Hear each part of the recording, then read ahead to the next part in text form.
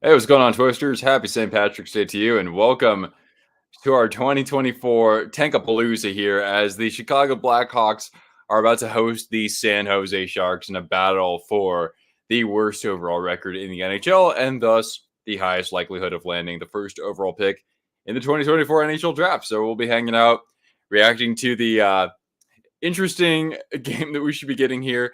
And hopefully, you're able to have a good time with us. Even if you're able to jump in just for a bit, that's totally fine. We can also take a look at see what's happening elsewhere around the NHL. And of course, being one of our typical streams, we do have our goal treats because, as always, I'm joined by my co-host Cortana here. She's hanging out, and hopefully, you guys are getting excited for the playoffs. Whether or not you have a team to cheer for, because we're only about a month or so away, and we'll have, of course, more streams just like this.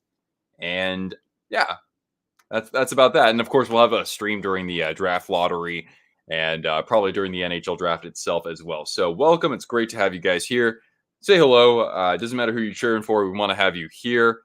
Hey, Raj, how you doing, man? Oh, all right, cool.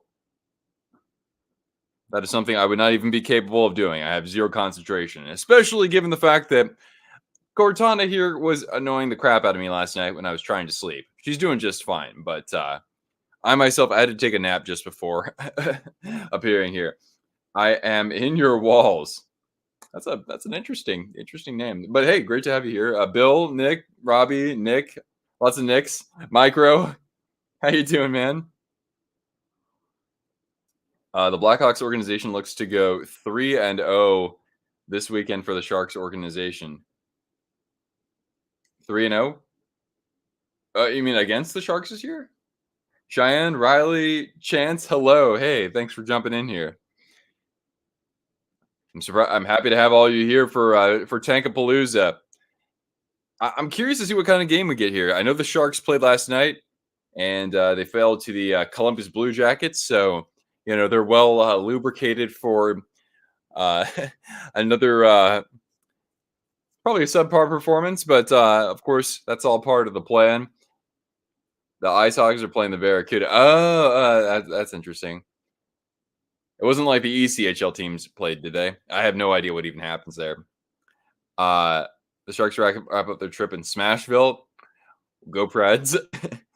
Thoughts on the Avs moves at the deadline? Yeah, I'm surprised that they shook things up as much as they did just overall.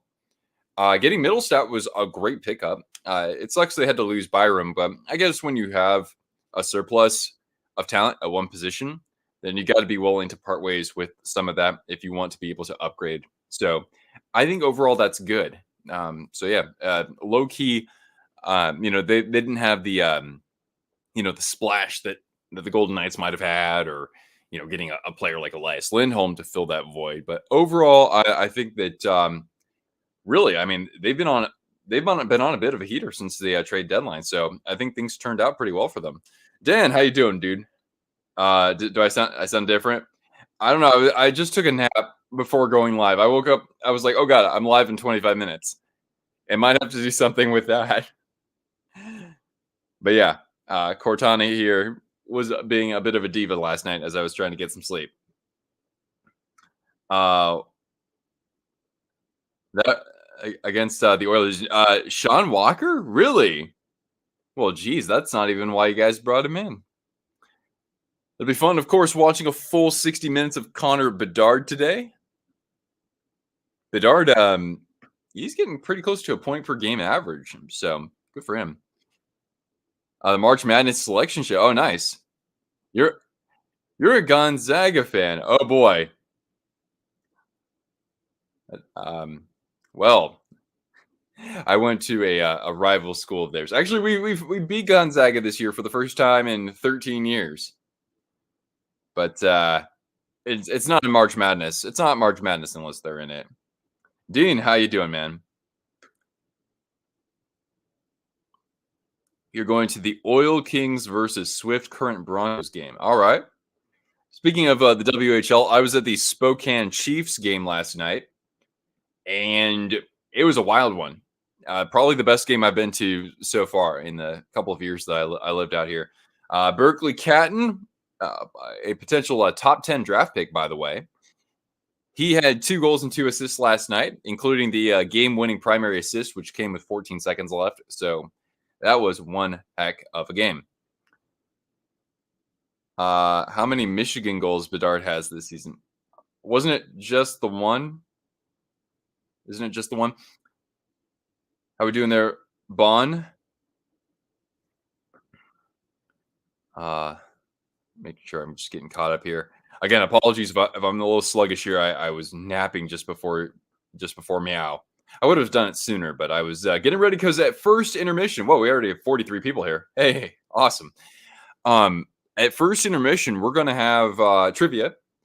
The trivia will be based on the Blackhawks and Sharks in the NHL draft, in addition to the theme of the first overall pick. And so we're going to have a special guest joining us for that as well on camera. I thought it was two. I thought it was just the one. Play Chelsea Dagger. Literally, that's what I did. That's what I did like 10 minutes before I went live. I was like, all right, I got to get in the spirit of this. Got to get in the spirit. Uh, One of the great goal songs and traditions, overall traditions in the NHL. You know, the Blackhawks apparently being the pioneer of the goal horn in NHL games, at least. And then we can also, of course, get a tab on what is happening around the NHL, because we do have a few games going on right now. The Rangers beat the Islanders 5-2 to further extend the lead in the Atlantic Division. The Golden Knights are up on the Devils right now by a score of 2-1, with about 7 minutes left in that game. The Jets and Blue Jackets are scoreless, or that game's about to start. And apart from the Hawks and Sharks, we've got Hurricanes and Senators about to drop a puck. And we have Red Wings and Penguins. I always like seeing those two logos up against each other. Always makes me think of the back-to-back Stanley Cup matchups between them. We also have the Ducks and the Blues as they try to still stay relevant in the wild card conversation. What jersey am I wearing? It's just a very generic red Blackhawks Reebok jersey. So nothing special to it. No number. It's just a replica, but it was really cheap when I got it. So I figure, it's good. You want to have jerseys like that in your collection as well, even if they're not like the super duper high end ones, because then that way it can suit a number of purposes, right? You could go outside and shoot a few pucks if you want and not worry about it. If it gets a tear, it's like a big deal, right? Will Vegas get into the first wild card?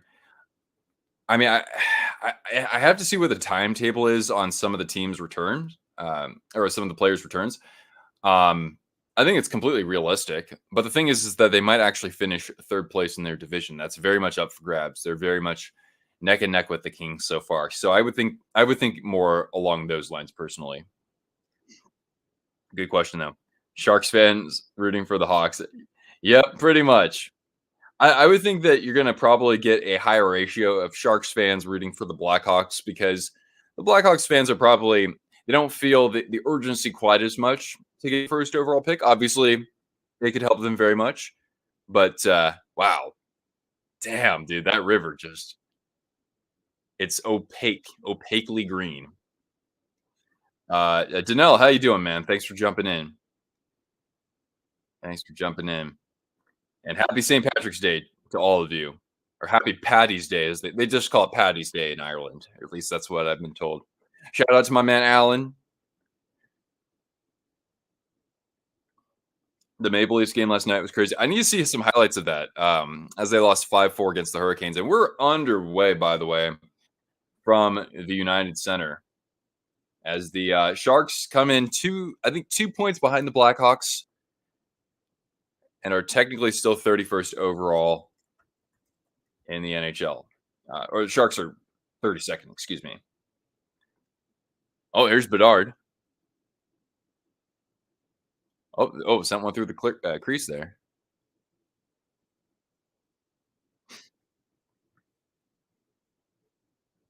You are the Spider Verse Whooper. I don't know what that's supposed to mean. A whooper is a type of swan. I know that. That's about it though. Didn't you live stream your thoughts of the Maple Leafs jersey?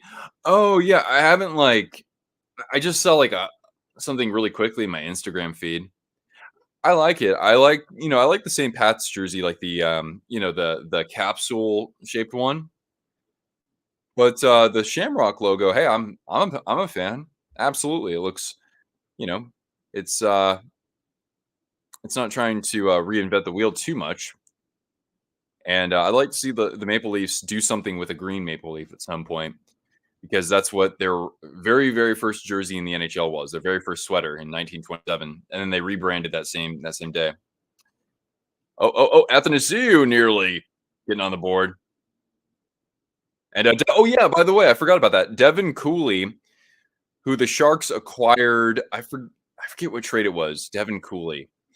Well, anyway, he's a goaltender from Los Gatos, California, which is right next to San Jose, and so he's making his NHL debut today for the Sharks. So right now, the Sharks goaltending. Oh, that almost was a boarding behind the Hawks net. Oh, a shot and Addison. Good save there from Razik.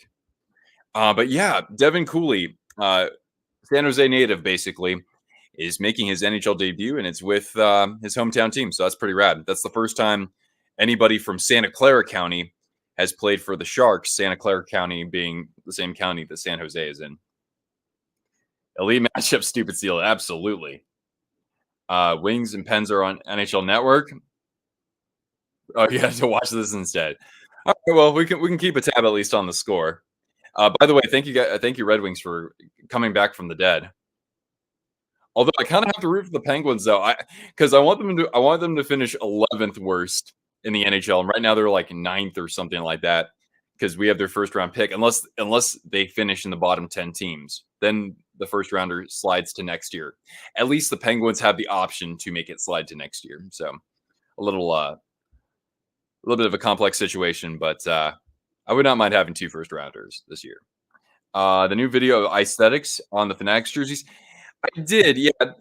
There really wasn't all that much to report considering it was more about the practice jerseys, but the production of that video was elite, absolutely elite.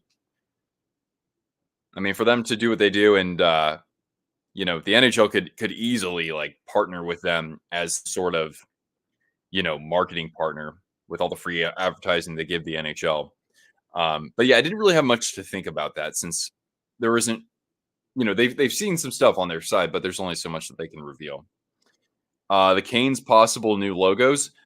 A couple of them were. I mean, it just looks too much like baseball to me. Seeing all those word marks. Oh, and like just a simple letter. So I wasn't like blown away or anything. I didn't hate like a couple of the ones that still have the actual hurricane design. I thought those were like okay. It just reminds me too much of the Cincinnati Cyclones. That's the problem. Those logos looking very similar. Oh,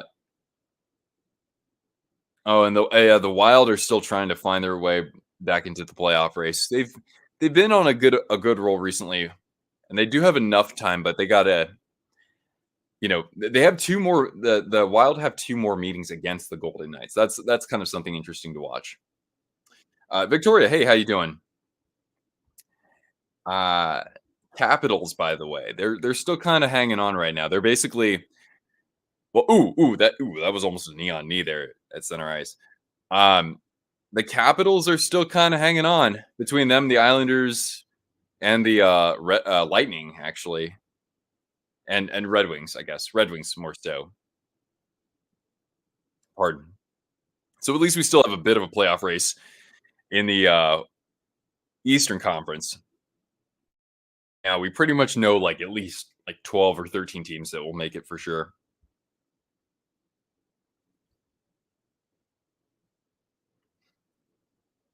The move the Wild did last weekend, pulling the goalie in OT. I still haven't even seen that, but I have no complaints. It's great that we saw something like that. My thing though is that like the NHL should think about changing up the dynamics of overtime so that if you bring the puck, if you're in the attacking zone and you bring the puck out, we, that's such a buzzkill. You got to figure out a solution for that, right? Incentivize teams for keeping the puck in that third of the ice. Really. Oh, chance in front. Who was that? Slager? I don't know who that is. Then again, I probably don't know half of Chicago's roster, to be honest. That'll change in a couple years. But I do see Spokane native Tyler Johnson on the ice. Hmm.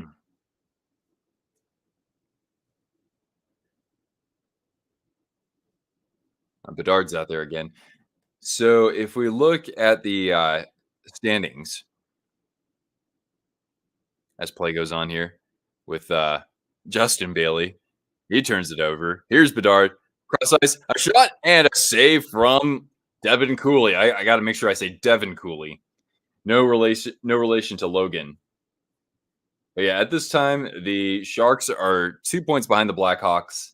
One fewer game played, but still in pretty good position for a chance at winning or finishing with the worst record. I kind of hope the Sharks win. I see the profile picture, so right back at you. Right back at you.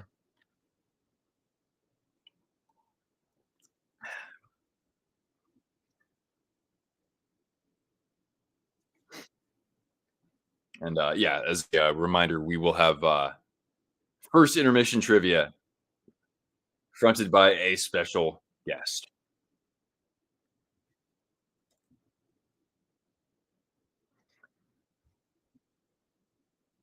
Oh yeah, Clean Costin, that's right. He came over from the Red Wings in a trade at the deadline. I do like him, and considering the Sharks are going to have a ton of salary cap space in the offseason, I wouldn't mind signing, like keeping him, keeping Zadina. It's one of those things where if one of those players can flash, have a bit of a little bit of a spike in their career, then we can trade them out. Not bad. Afton, how you doing, man? Cheering for the Hawks. That hurts as a Canucks fan. Oh yes, yes. Shades of 20. What was that? 2009 to 11, 2012. A low scoring affair. I don't know though, because you got a first NHL game for the goaltender in net, Devin Cooley. I mean, if he ends up, saving 25 of 26 shots or whatever, I'm not going to complain so much. But wow, what's going on with his pads? Those definitely are not Sharks colors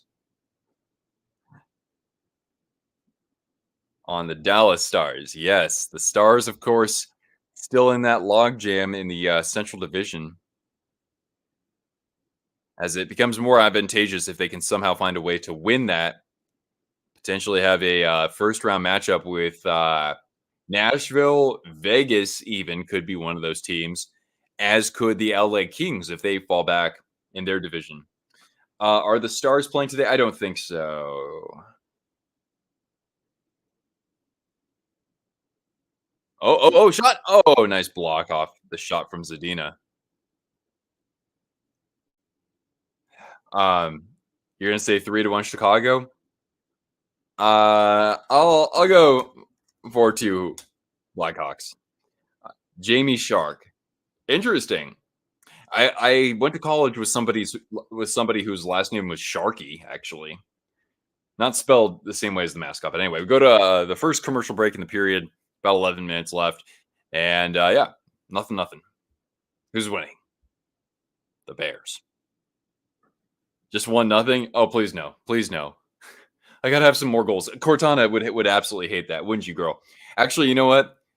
For how little the Sharks have been able to generate offensively, we need to give Cortana a goal treat out of empathy. There you go, girl. Oh, whoop. Good catch, girl. Good catch. Is anybody doing anything interesting tonight? I mean, it sucks that St. Pat's is on a Sunday, unless you don't work tomorrow, which would be awesome. By the way, speaking of tomorrow, big shout out to Mama Twist. My mom is celebrating a birthday tomorrow, so I'll be sure to give you a call, Mom.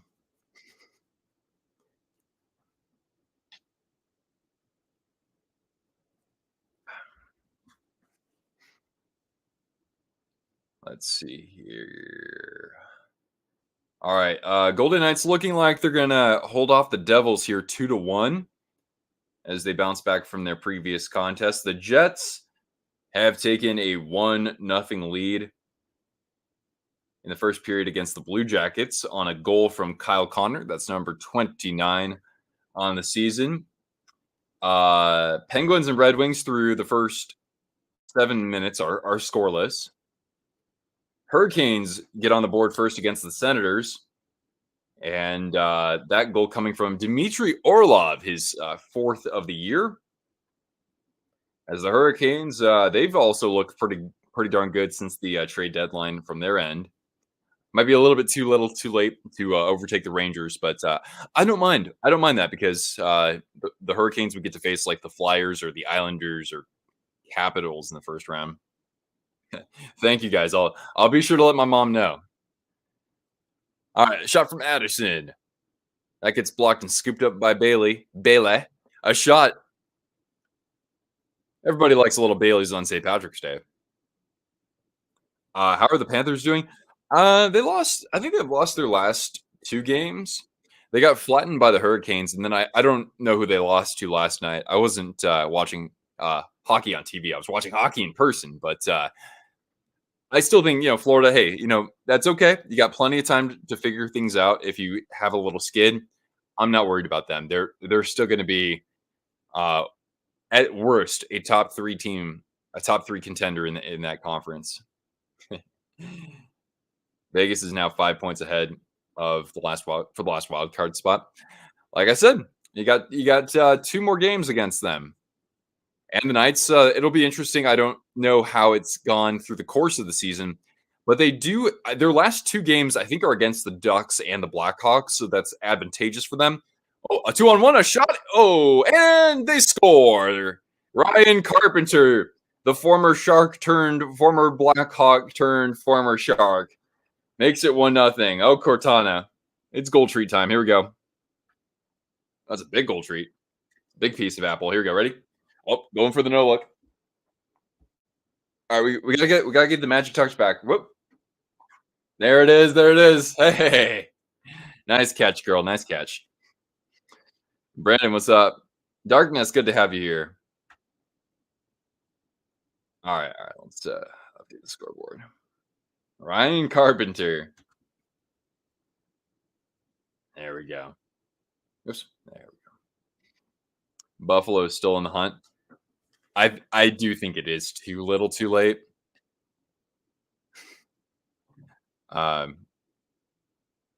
What's the Panthers' record? Well, the Panthers. I'm in your walls. I've said hello. Don't spam, please. You had no idea which team it was. Yeah.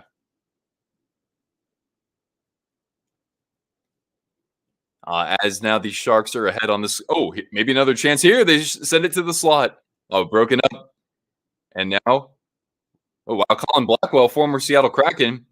Here he comes in the slot. A shot. And that goes a little bit wide, but nice play by 43 in red. The Panthers come in with a record of 45 wins, 19 losses, and 4 overtime losses, which is just a hair better than the Bruins. They're basically tied, though. $100 on under 5.5 goals. Oh, for this game? Well, I wish you the best of luck. I want some goals because otherwise this won't necessarily be the most thrilling of games. But I still wish you the best of luck.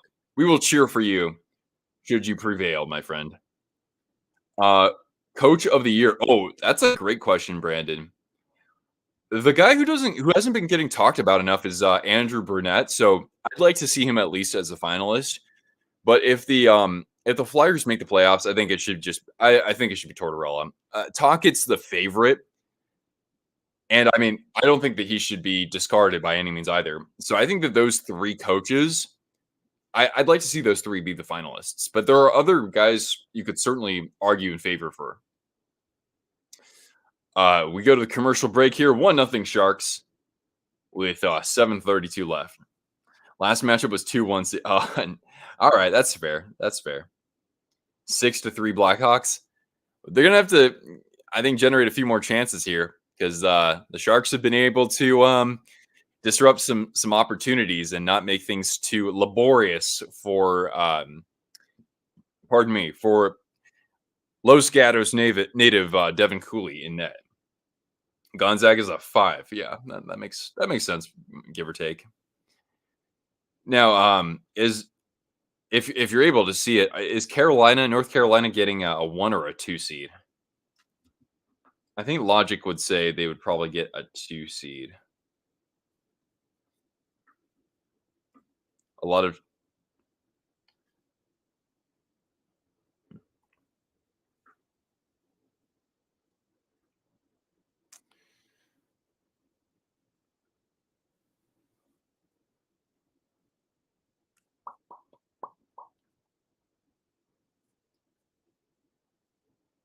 the Penguins, by the way, with the 1-0 lead on a goal from Riley Smith, number 12 on the year for the former Knight.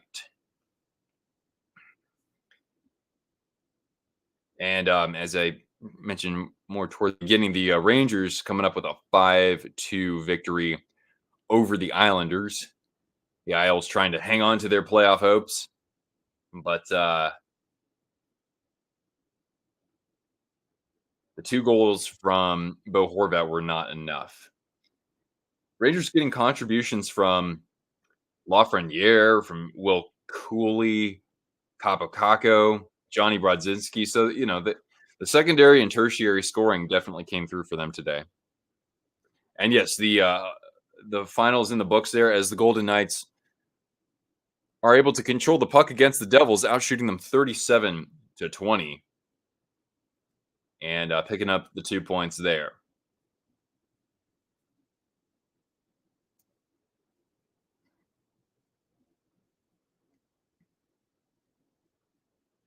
Oh, Kevin LeBanc actually is in the lineup tonight, and he got a point.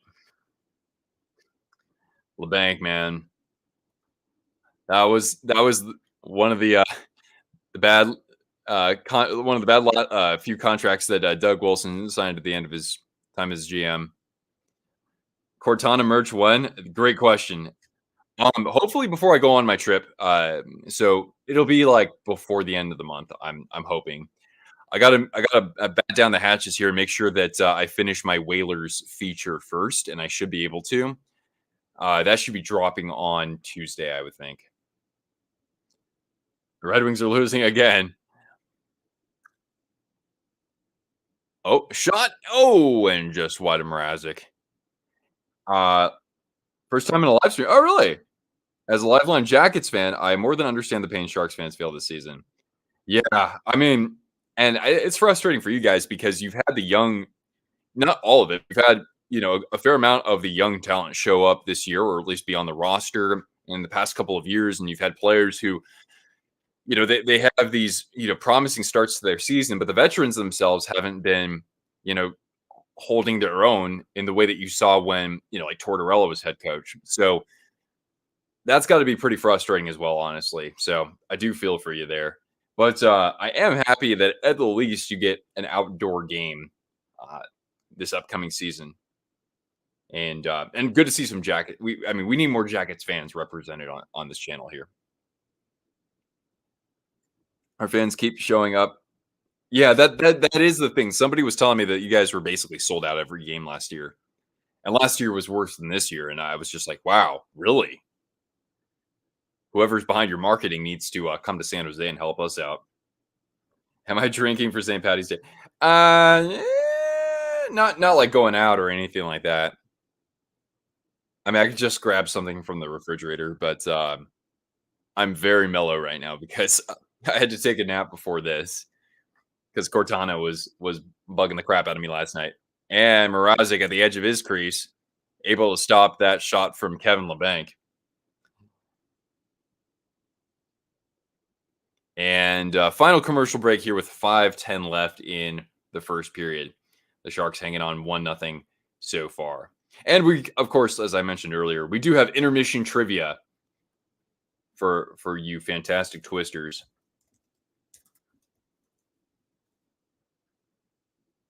Uh, what about Cortana? If I'm just giving you word salad, I apologize.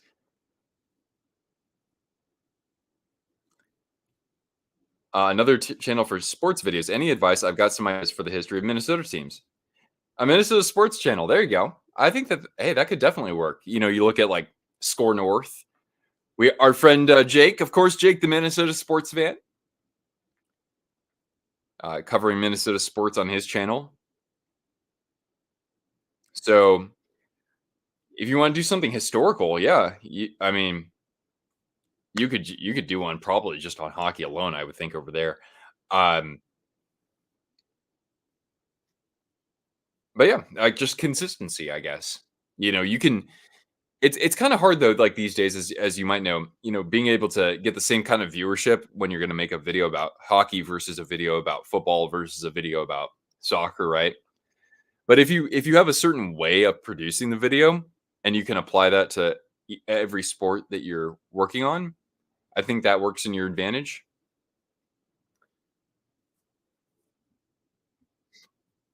Hmm. Cortana needs a mom. uh, don't worry, we'll figure something out, right, Cordy? Take, yeah, that's right. That's a good girl. Oh,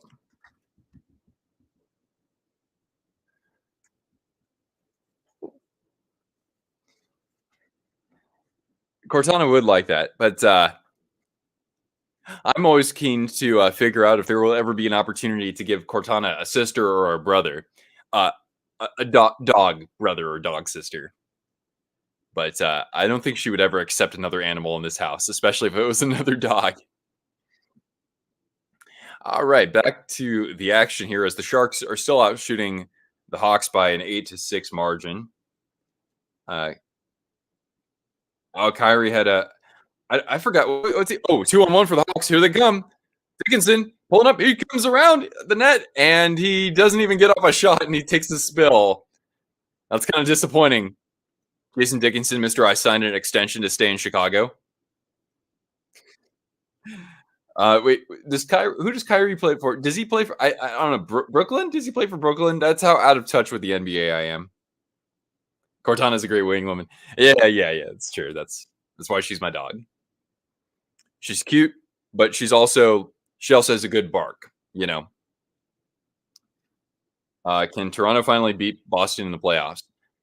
Um, I mean, I'm just taking a 10,000-foot view when I say no.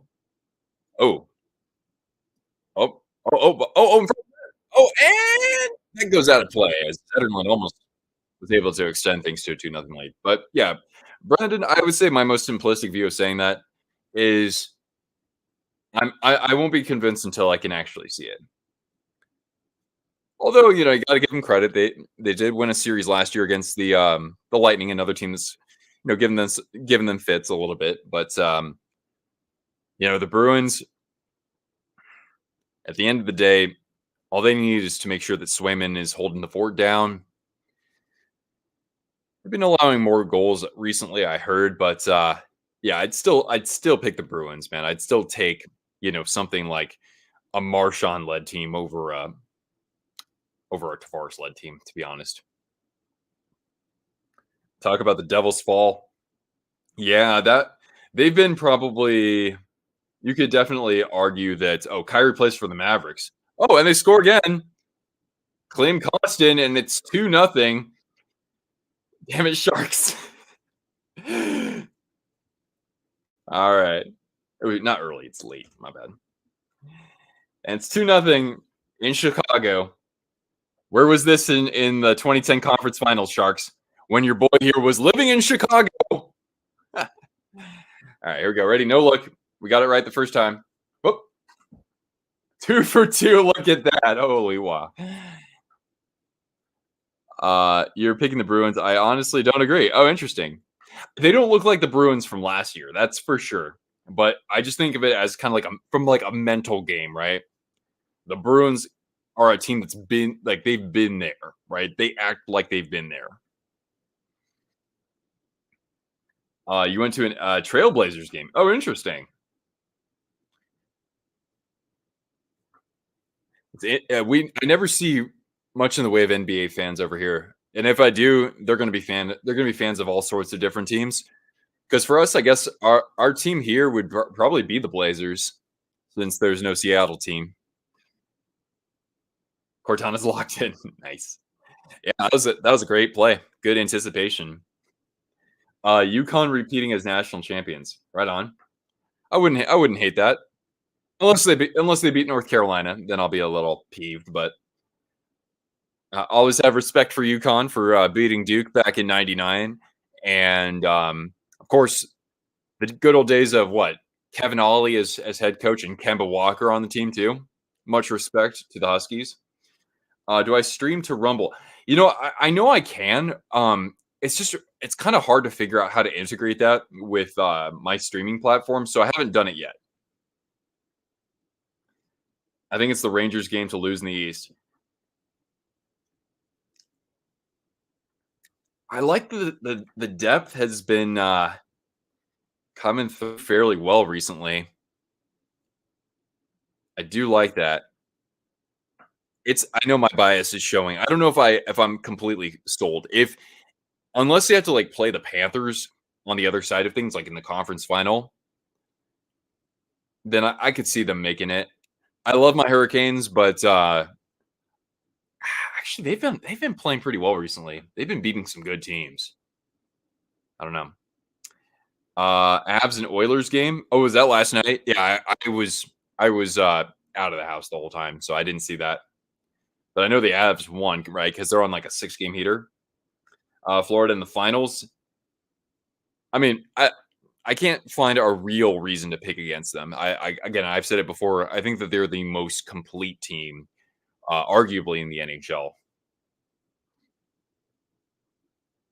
Wow. Oh, you've been to 52 games. That's a heap.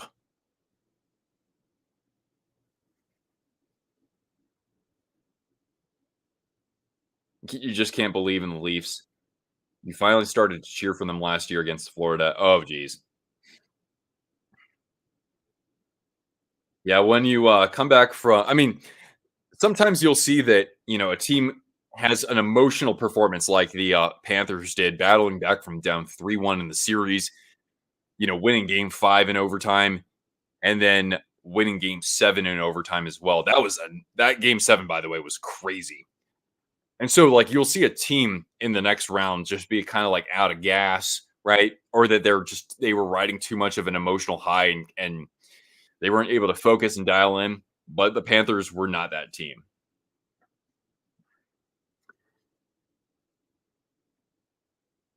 Bruins and Isles are tied with 15 overtime losses.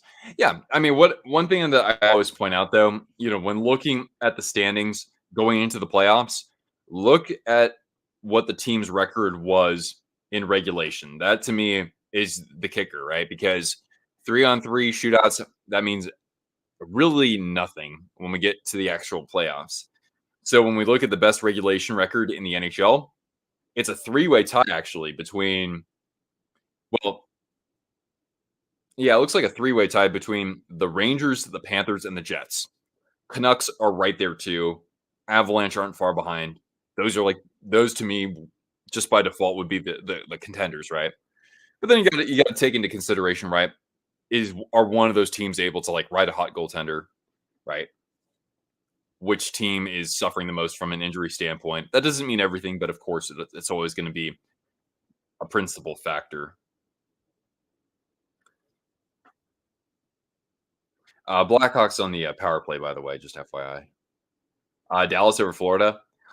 I can't pick the Stars. I like that they're going to be they should be a really good team to watch even for the next few years. Just given the youth of players like Robertson, Stankoven, Johnston. Shoot, I always forget. I've been forgetting Delandry is even on their team. Jones a shot, and here's Kurashev. A good pressure there from Burrows. But yeah, I can't pick Dallas to go to the final because Ottinger just hasn't been as dialed in as we thought he would be. So Peter DeBoer, I can't be a believer just yet with your team here. Under 5.5.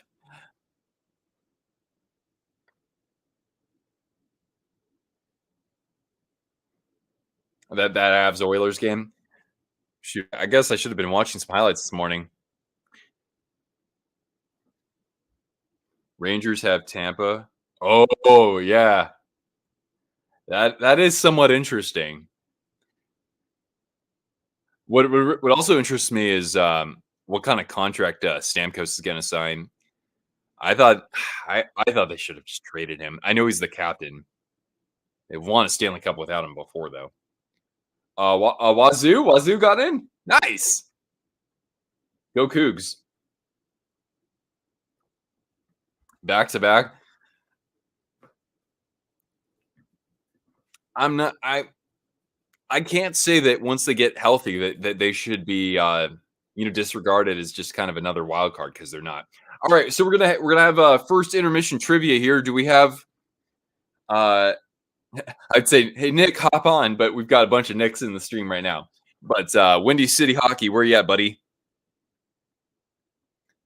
So we'll get to the trivia in just a moment here. Once, oh, thanks, TJ. Thanks, dude. Good to have you here. Oh, by the way, let's extend a congratulations, not to myself, but to CJ here. He recently became a daddy, first kid, beautiful baby girl for him and his wife.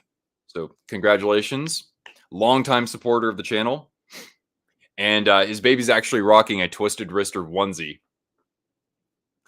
Leafs would play Florida. But if we look at record and not total points, the Leafs would still play Boston. So you still got to wait till the end of the season. All right. Do we have a Windy City Hockey?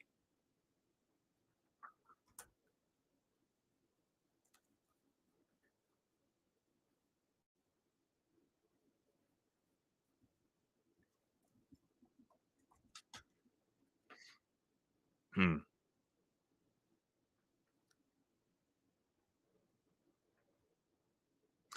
I also want to, while we're waiting for Nick to join, I want to also congratulate one of my best buddies, Jordan, and his wife on welcoming their first fur kid, a beautiful, sweet little golden, or not golden retriever, but yellow lab.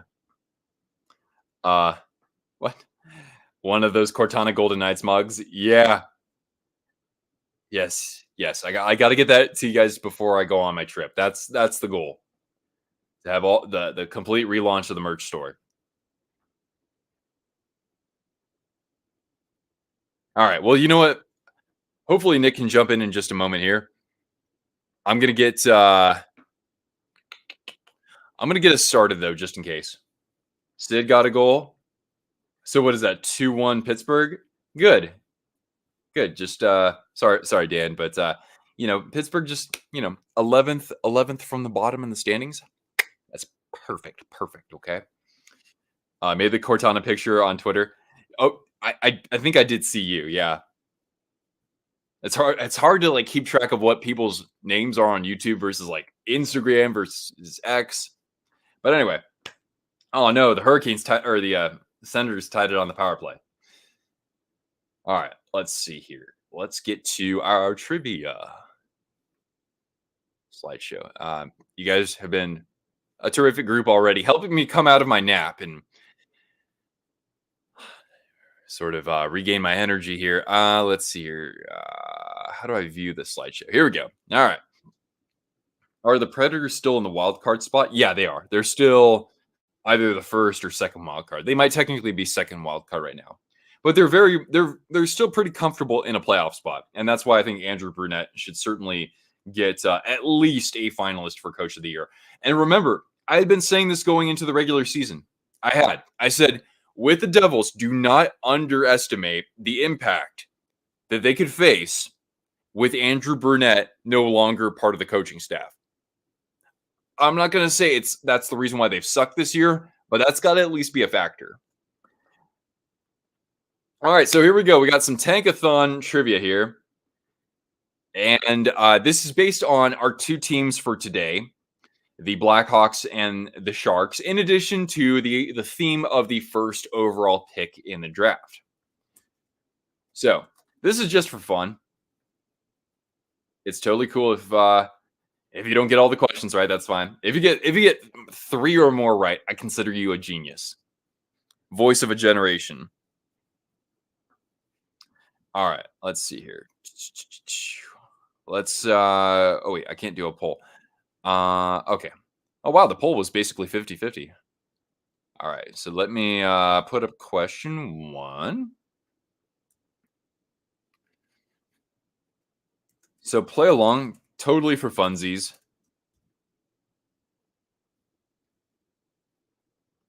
All right, so here's question number 1. All right.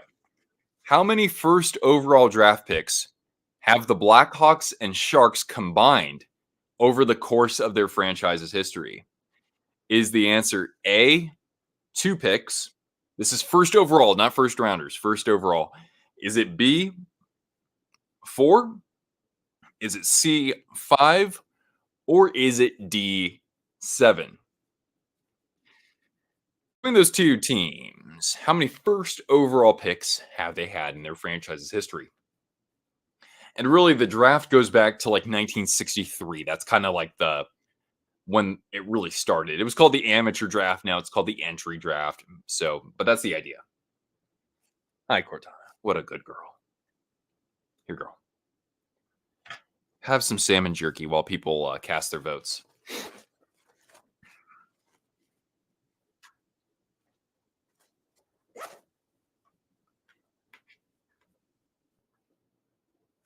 Yeah, at this point, I would be surprised. I mean, Nashville wasn't expected to be there, but I mean, they've been basically in a playoff spot for the whole year. That's amazing. Oh, yes, the Sharks were not around in 63. So, but I'm saying like the Hawks in the last, 60 years and the Sharks in the last 32 years, right? All right, let's reveal the answer. Oh, there's Nick. There's Nick. We got Nick here. And now joining us, Blackhawks diehard and content creator from Windy City Hockey. Nick, how you doing, man? Well, it would be better if the Hawks are actually playing. Can you hear me? Yeah, I know, right, man? Hello? Wait, hold on a second there, Nick. Hold on 1 second. What's going on? Oh, God. Shoot. Oops. Hold on. There we go. I need to mute the side. Okay, can you hear me okay? Are you hearing me, Nick? Yeah, I can. Can you hear me? Yeah, I can hear you. Okay. Sorry. I had to mute my broadcast audio, the actual, because that was too loud. Yeah, so happy Pats. Sorry the Hawks aren't playing so well right now. All right, man. That's how it is with Chicago. Last 2 games, this game including and last game, they were terrible. So it doesn't surprise me because they can't play defense and they can't pass the puck to actually make a play. Well, hopefully Bedard can right the ship here in the second period. So yeah, if you can see my screen here, do you happen to know how many first overall picks these franchises have combined for? Alpha, you're going with 2. Alpha and 2. Can you can name those two picks if you were to take a guess? 2007 Patrick Kane and 2023 Connor Bedard. And you are absolutely correct. So Patrick Kane was the franchise's first ever first overall pick. I had no idea that he was. And of course, the Sharks have never drafted first overall. So you, my friend, are 1 for 1. All right. So we'll go to question number 2 here, and I'll put up the poll. How was the game? Wait, did they play yesterday? No, they played on Friday and played terrible Friday, losing 5-0 to LA. Yeah, I'd be shell shocked if we saw a similar result here. All right, so now we turn things around. All right, so the San Jose Sharks had 2 first-round picks in the legendary 2003 draft.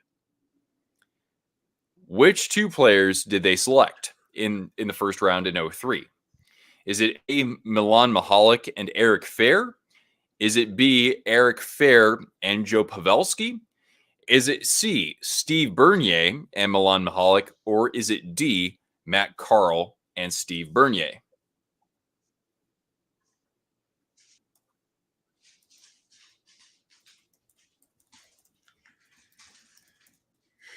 I know Pavelski won't be it. I think it's C.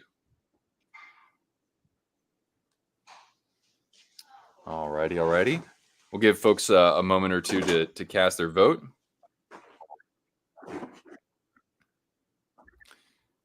You thought the Sharks had at least one? Nope, not until maybe this year. Yeah, Nick's looking super swaggy. I know a lot of Nicks here, but yeah, Nick's got nice Celebrini.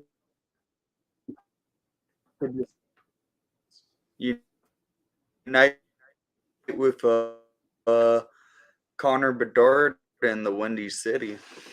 Even though this year was not supposed to be, this was a year for development in Chicago, not tanking, because the injuries just made it turn into tanking. That's true. They did get kicked where the sun doesn't shine regarding that for sure. All right. So you were saying C, Nick. Well, let's take a look at our answer here. And the 2 players that the Sharks selected in the first round in 03, indeed, are Steve Bernier and Milan Michalek. So Michalek was the 6th overall pick. Good player, just had concussions really early in his career. Bernier went 16th. They also drafted Matt Carl in the 2nd round. They got Joe Pavelski in the 7th round. And they also had Eric Fair on their roster and, of course, Brent Burns. So they had at one point, well, not simultaneously, but they had 4 players from just the first round on their roster at some point. All right, now we'll go to to the 25% who said C, good job. These are actually often pretty difficult questions unless you cheer for the specific team that I'm mentioning here. Ooh, what was that? All right, let's go to number 3. So back to the Blackhawks. They drafted Jonathan Toews 3rd overall in 2006. Who were the 2 players that were selected before him? Were they A, Jordan Stahl and Eric Johnson? B, Phil the Thrill Kessel and Nicholas Backstrom? C, Eric Johnston, it's Eric Johnson, my bad, and Nicholas Backstrom? Or D, Eric Johnson and Michael Grabner?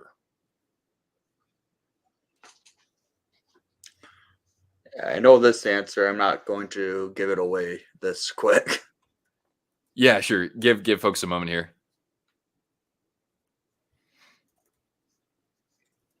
I just give the 2 teams a lot of crap for just passing up on Jonathan Toews because Toews was a better player out of the 2 players that were a bit ahead of him.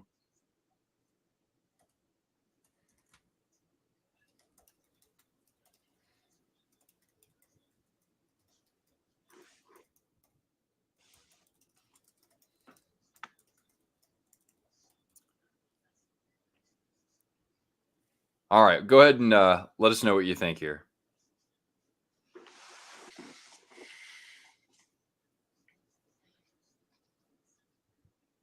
Go ahead, Nick. You can. And ended up being one of my St. Patrick's Day jerseys up in Chicago. What's that? What's your educated guess on this?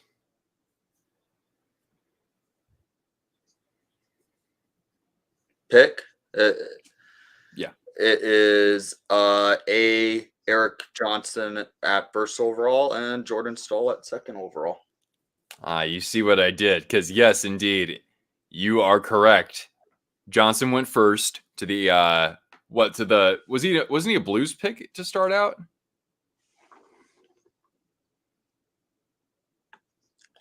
Yeah, he went first overall to St. Louis, and Jordan Stahl went to Pittsburgh second overall. Yep. Just like his brother, who had been drafted second overall too, and in 03. All right, so that was number 3. Yeah. And most people knew that one, so good job there, folks. All right, let's see here. Number 4. And the second period probably will start while we're still doing this, but that's fine. We don't want to only do like half the questions now and then half the questions later. All right, question number 4. We go back to San Jose. Which of these players did the Sharks not select in the 7th round or later of any year? Is it A, Yevgeny Nabokov, B, Mika Kiprasov, C, Justin Braun, or D, Douglas Crankshaft Murray? Which of these players was not a 7th round or later selection?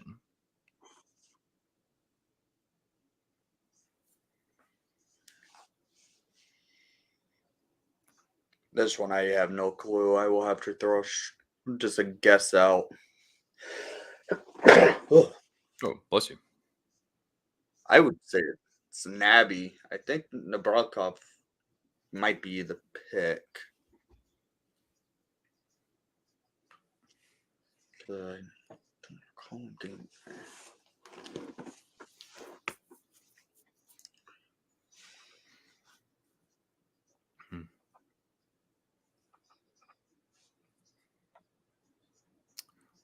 All right. Well, we'll get to our answer here in 5, 4, 3, 2, and 1.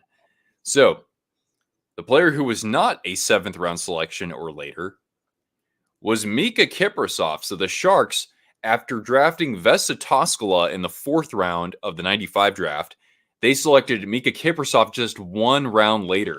So, they got Nabokov the year before that in the 9th round. They ended up with someone who could be a Hall of Famer in Kiprasov. And Toskala was, hey, throw away what he did, letting in that one goal in Toronto. And actually, for a 4th rounder, he was actually, at the worst, a decent goaltender. So I would like that same scouting team to come back and help us with our goaltending development.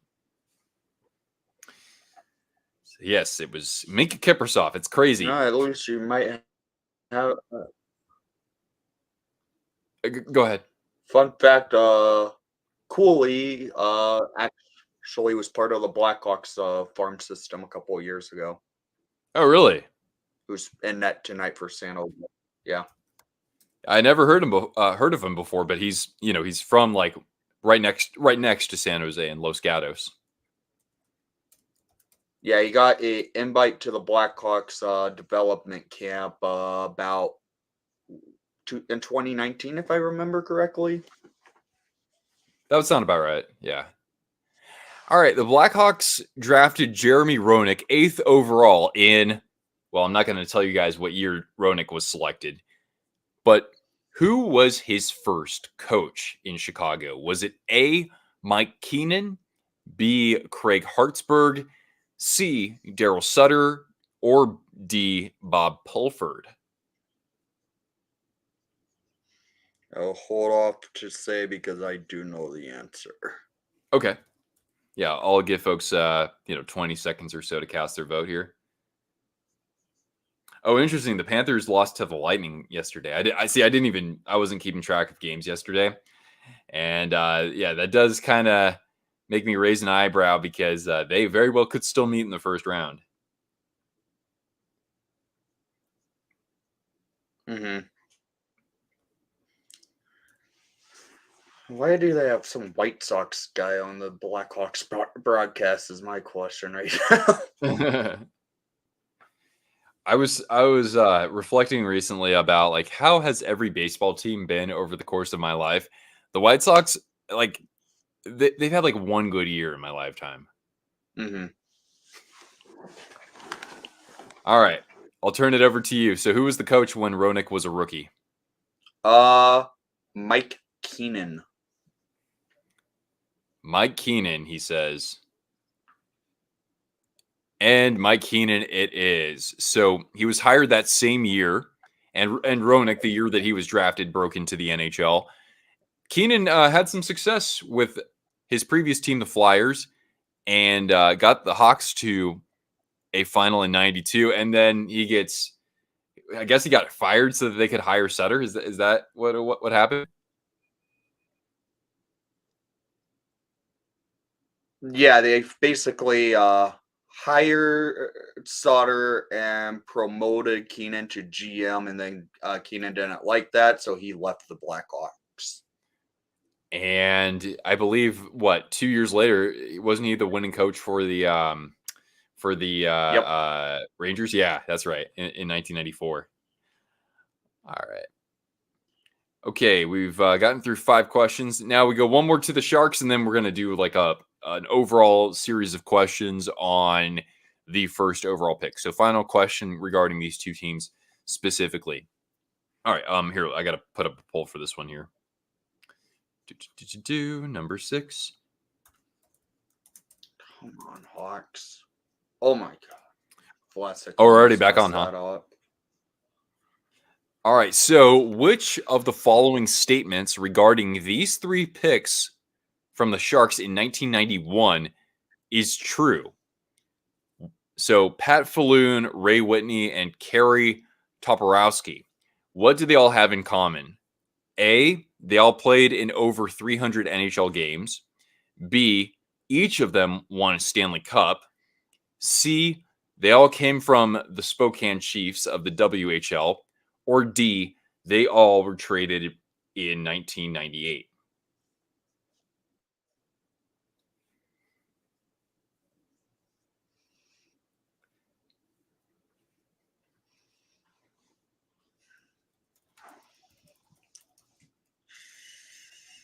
This one's a tough question. My guess it's Charlie. They all played for the same team in the dub, huh? Yep. Come on, Court. Yeah, how has he been for this year for you guys? He started out really well, but now he's starting to show he's a 19-year-old defenseman in the NHL. If that That's fair. answers anything. That's totally fair, yeah. But is Vlasic still tracking pretty well for you guys? Yeah, Vlasic's tracking pretty well. I expect him to probably sign a long-term contract extension and then probably be at the end of the season. I hope they do give him a good extension because Vlasic has turned out to be a solid number 2 defenseman on the team. Yeah, at least in the small sample size I saw, I did happen to like him quite a bit. All right, so did you? Oh yeah, you. What was your guess, Nick? Spokane Chiefs, so Charlie. And you know me all too well. Of course, it's that. So yeah, the Chiefs had won the Memorial Cup that same year, so they were obviously in the spotlight from a major junior standpoint. And so Falloon, Whitney, the only guy who had his number retired up until a couple of years ago in that arena, and Toporowski, who never actually played an NHL game. They were all selected by the Sharks. All right, and we go on to number 7. This one's gonna. So we're gonna get into some questions about the first overall pick over the course of the NHL's history. These are pretty fun, actually. Okay.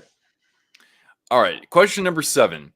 In this century, in the 21st century, there has been a string of 6 first overall picks, all consecutive, right, that have won at least one Stanley Cup, how many cups do these players have combined? Now, I'm not giving you the players' names, but of course, you're welcome to guess who they are because you need that to formulate your answer. So there were 6 players, 6 first overall picks, year to year to year to year. You know, how many Stanley Cups do those 6 players have combined? But they each have at least one.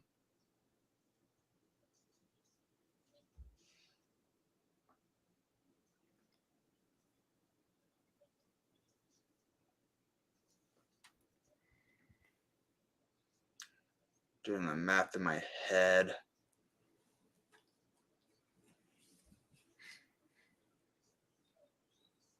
Thinking it's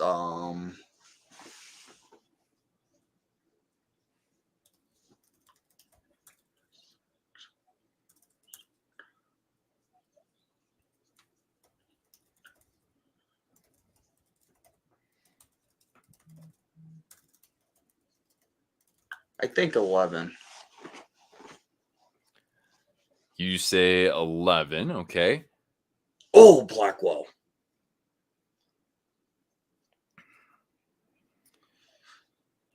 So did San Jose officially just retire the white helmet altogether? Because it just seems like they haven't worn the white helmet with their white uniform in months now. I think you're right in the sense that they like unofficially retired it. Yeah, because I haven't seen them wear the white helmets in forever either. Mm-hmm. All right, well, to reveal the answer here, boom, it's actually 13 Stanley Cups. Marc-Andre Fleury has 3. Ovechkin has 1. Crosby has 3. Eric Johnson won 1 as an Avalanche. Kane, of course, has 3. And Steven Stamkos has 2. Grand total of 13 Stanley Cups for 6 consecutive first overall picks. That's pretty impressive. Mm-hmm.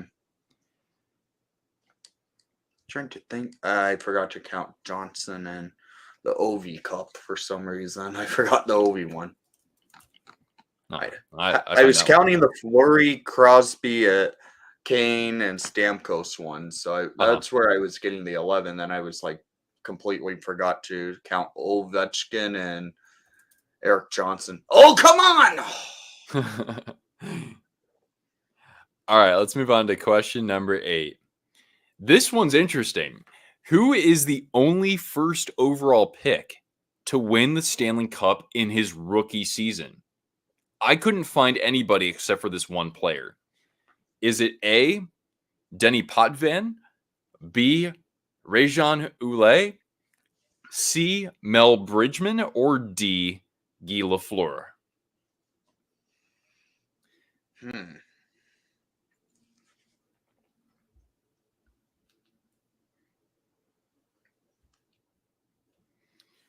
think it's between 2 players I see on this. I know how they got the pick to pick this player, so I'm going to say it's Guy Lafleur. No look past the Cortana here. Whoop. Oh, wait, that was high and wide. Come on, Foligno. I was going to say Tyler Seguin, but second. It was his second overall pick. Yeah. So, as you can tell, this was before our time. Because, I mean, imagine that today if a team had the first overall pick, and then even if that player was in development for like 2 years, and then wins the Stanley, like that's almost unfathomable, right? Yeah. I mean, Kane won the cup in his 3rd year in the NHL. Yeah. Well, the only player who won it in his rookie season, I wouldn't say it's really a trick question, but Rajan Ouellet actually played 8 games in the 69-70 season, but he was still a true rookie the next year. So he played basically a full season or close to it, and he wins the Stanley Cup with Montreal in Wait, 71, 72? I might have said 70, 71. Excuse me. That might be a typo. But yeah, Lafleur won it, I think, in his second year. Okay. Yeah. Nick says another Nick in the chat says, will Bedard ever will he ever be a Stanley Cup champion? Yes. Give it 4 years. I think the Hawks start competing for the Stanley Cup in 3 years, by meaning competing for the Stanley Cup, getting to the playoffs. By year 4 in Bedard's career, we could easily make it to a cup round. Maybe year 5, but I could see the Hawks really in cup contention and by year 4. That would be excellent for them. I know it's still a ways off, but we have a good prospect pool. We have a great goalie prospect in Drew Comesso down in Rockford right now. Oh, that's right, yeah. That's why they signed Mrazek to the 2-year extension. He can be the bridge to Comesso. And then we also have a good pipeline of forward prospects and actually a decent defense getting built. Trust the Davidson plan. All right. Yeah, I trust Kyle Davidson much more than I ever trusted Stan Bonehead. That's true. All right, question 9. So in more recent years, I would say, Steven Stamkos, Ovechkin, and Crosby are all examples of a first overall pick who captained his team to a Stanley Cup. But there was a big gap between them and whoever did it in decades past. So who was the last player before Sidney Crosby to be drafted first overall and captain his team to a Stanley Cup? Was it A, Steve Yzerman, B, Joe Sakic, C, Mark Messier, or D, Mario Lemieux?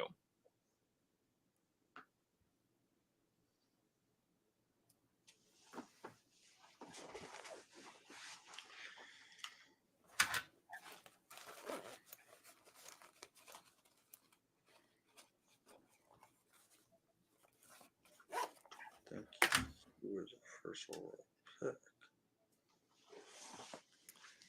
Thoughts on the Penguins' downfall? I was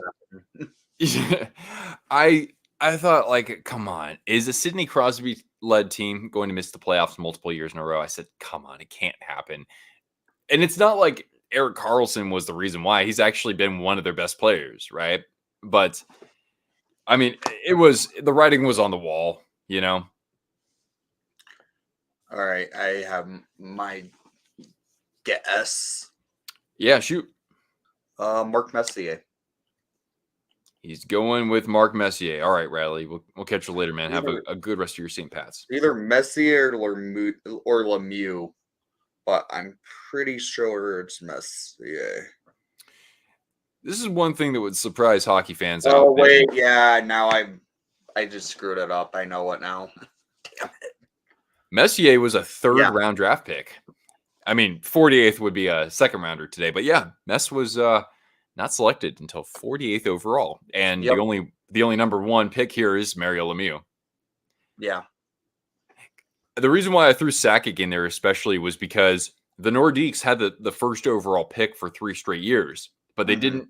But Sakic came like the year, or I think he came like 2 years before all those. Yeah, and he was like 15th overall pick. Yeah, it says that on the screen. Yeah, Dean saying surprised that Washington's still in the playoff race. Yeah, and you have to consider that they've done this largely with like no help when it comes to goal scoring with how cold Ovechkin was, right? So Spencer Carberry might even need some consideration for Coach of the Year if they make it in. All right, and we got one more question. I'll throw up this poll here, and then we'll just get back to kind of reacting to the action here. And Nick, if you want to stay on through the second period, you're more than welcome to do so. Okay.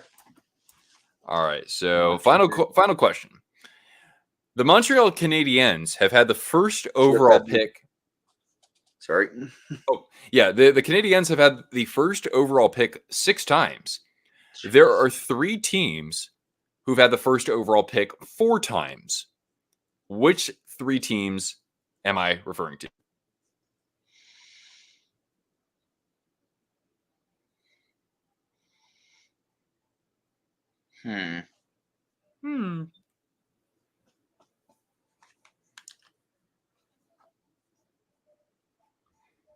I know D's wrong because Detroit hasn't had a first overall pick.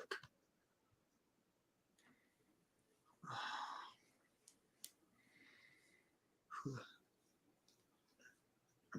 thinking it's between B and C.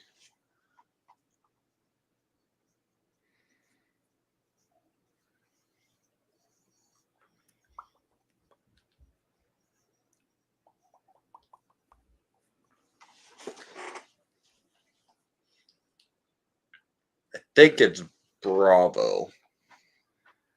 Sabres, Islanders, and Oilers. Yes. Well, so that we can get back to the action here, you are correct. Yes. So, I was with my typos today. Out of the 12 first overall selections, so 4 from Buffalo, 4 from the Islanders, and 4 from the Oilers, only Billy Harris and Denny Potvin have won a Stanley Cup with the team that drafted them. So all the Sabres players, of course, Buffalo never winning a Stanley Cup. I don't think any of those 4 players ever won. Yeah, none of those 4 players ever won a Stanley Cup like Gilbert Perreault. And for the Islanders, we're talking about John Tavares and Rick DiPietro, in addition to the other guys. And then the Oilers, their number 1 picks have been what? Hall, Nugent Hopkins, Niall Yakupov, and of course, Connor McDavid. Yeah. So how did you do on that? Did you keep track of how many you got right? I think I missed 2. Damn, that's wicked good. All right, cool. So we can have you on here for the rest of the period as we hopefully see a couple more goals here because Cortana's she's desperate for some goal treats. It's like I'm I have just to hoping to see a goal because the Hawks may have used up all their goals scoring in the 2 games before the LA game on Friday. They scored a total of 14 goals against Anaheim and Arizona ahead of this weekend.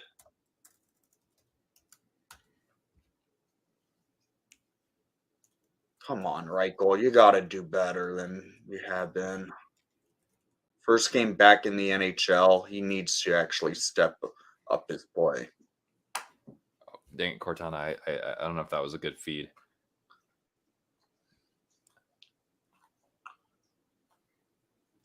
So, I mean, really, the all the top prospects in this year's draft, right? Like the top 5 really are what? They're all forwards, aren't they? I think there's 1 defenseman, if I'm not mistaken. Oh, okay. There we go. Got it. Now she got the no look there. You want Texas in March Madness? Yeah, when was the last time Texas? Megna, do something. Wait, is that Jason Megna or Jacob Megna? Jacob, so former Shark. Okay. Yeah, former Shark. He actually played really well for us. I just remember him on San Jose where I was at the game. Patrick Kane dangled the living crap out of him, breaking his ankles. He gave him the old Pavel Datsyuk, huh? Oh, yeah. Kane did a spinorama on him, and then Megna just wiped out into the boards. Ooh. Nice job, Joey.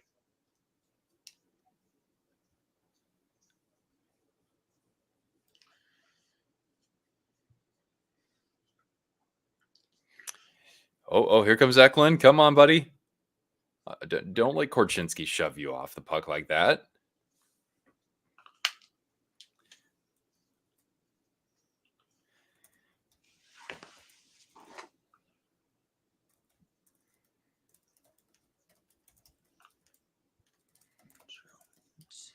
Yes, and we will definitely have a stream for the draft lottery. That's like in early May. Mm-hmm. Yeah, so then that way, hopefully we have some good news. Hey, I mean, even if we get second overall, even if it sucks to not get first overall, just to have a high draft pick, that's good for us. But first overall would definitely sweeten things for us. Macklin Celebrini would be nice to go right behind Connor Bedard on a second line. Nick asks, does Eklund have some improvement to make this year? Oh, there you go, guys. There, Hawks score there. Crap, I didn't even see it yet because it hasn't got to it. Okay. Sorry about that. It's okay. Wait. Kershaw. Oh, that was a nice goal. Holy crap. All right, we got to definitely give Cortana a goal treat there. Here you go, kiddo. Wait, so is that I didn't see the full play here. Is Bedard getting an assist? Yeah, he is. Yeah, Bedard to Johnson to Kershaw. Oh, here we go. Wait, whoop. Yeah, the last time we saw a team get back-to-back first round or back-to-back first overall picks, so that I'm pretty sure that's the Oilers, right? Yes. Yeah. Okay. Good. So then it's here. Let me update my banner here. Voila, there we go. Canucks for the Cups, Canucks for the Cup, and Sharks for first overall. I won't complain. That would make me happy. And not to mention, it would be nice to see a team who hasn't won a Stanley Cup do it this year. The last time a team winning back-to-back lotteries was Edmonton. I was starting to second guess myself. I thought New Jersey did it for a second and then realized no, that was a couple of years after. Oh, with Heischer and Hughes? And then to Hughes. You're saying there was a gap between the two? There was a couple year gap. Yeah. But the Hawks do have the good luck charm of the draft lottery on their team. Oh, 2-1. Slager's looked good in his first two games in the NHL. Is there any okay. I was wondering if he had any relation to Louis Slager, but he spells his name differently, so probably not. Mm-hmm. Yeah, so for teams that as we go to a commercial break here, teams that have not won a Stanley Cup just yet, who could have a crack at that this year, right? You got the Canucks, you got the Jets, the Panthers, the Predators. Mm-hmm. Is there anybody else who has a chance of at least in the playoffs who hasn't won one yet? Pretty sure that's it. Okay. Are the Kraken in the hunt? Nah, they've fallen out. They've been kind of disappointing. Last year was so fun to watch. Oh, there's Rick. Hello. Yeah, all good over here, man. Four of those teams don't have. Oh God, come on now. Florida is like the favorite to come out of the East. My pick really failed for who comes out of the East at the beginning of the year. Oh wait, who's your pick? I had New Jersey. Oh, yeah, I'm sure a good representation of fans picked New Jersey. I picked who did I pick? I did pick the Hurricanes. I mean, yes, bias, but I thought that they had a good path to get there this upcoming season. I had the Hurricanes losing to the Avalanche. I mean, not the most creative pick, but a lot of people I don't want to say gave up on the Avalanche, but they just kind of stopped thinking about them so much. So I don't like the Avalanche lineup for a playoff run. Oh, really? Yeah. I know they won the cup 2 years ago, but there's a lot of holes on that roster, including goaltending. I don't trust Georgiev at all. He's been a lot better in the second half. He has, but I still don't think he's a good goalie for a cup run. Well, then again, I mean, you've seen that good goaltenders can be your Stanley Cup winners, right? Yeah. Like, I mean, Hill's been awesome ever since he suited up for the Knights, but like, He's starting to fall off. yeah, I mean, like, is he in a tier with Connor Hellebuck and Ilya Sorokin? I know Sorokin's numbers aren't the greatest, but like goals saved above average, he's killing it. It's just that his team will not get in front of any shots for him. So, like, is he in that category? No, he's not in that category. But like, you don't have to be them. You don't have to be Andrei Vasilevsky, you know? Yeah. So, and then you saw the same thing 2 years ago with Darcy Kemper. Oh yeah. So you don't need a hot goaltender to win the Stanley Cup. You can definitely benefit from having a hot goaltender to get you there. Like, especially when you look at what Bobrovsky did for the Panthers. Mm-hmm. That was a hell of a, like, that was almost like a Jean-Sebastien Giguère kind of run that he was on. Yeah.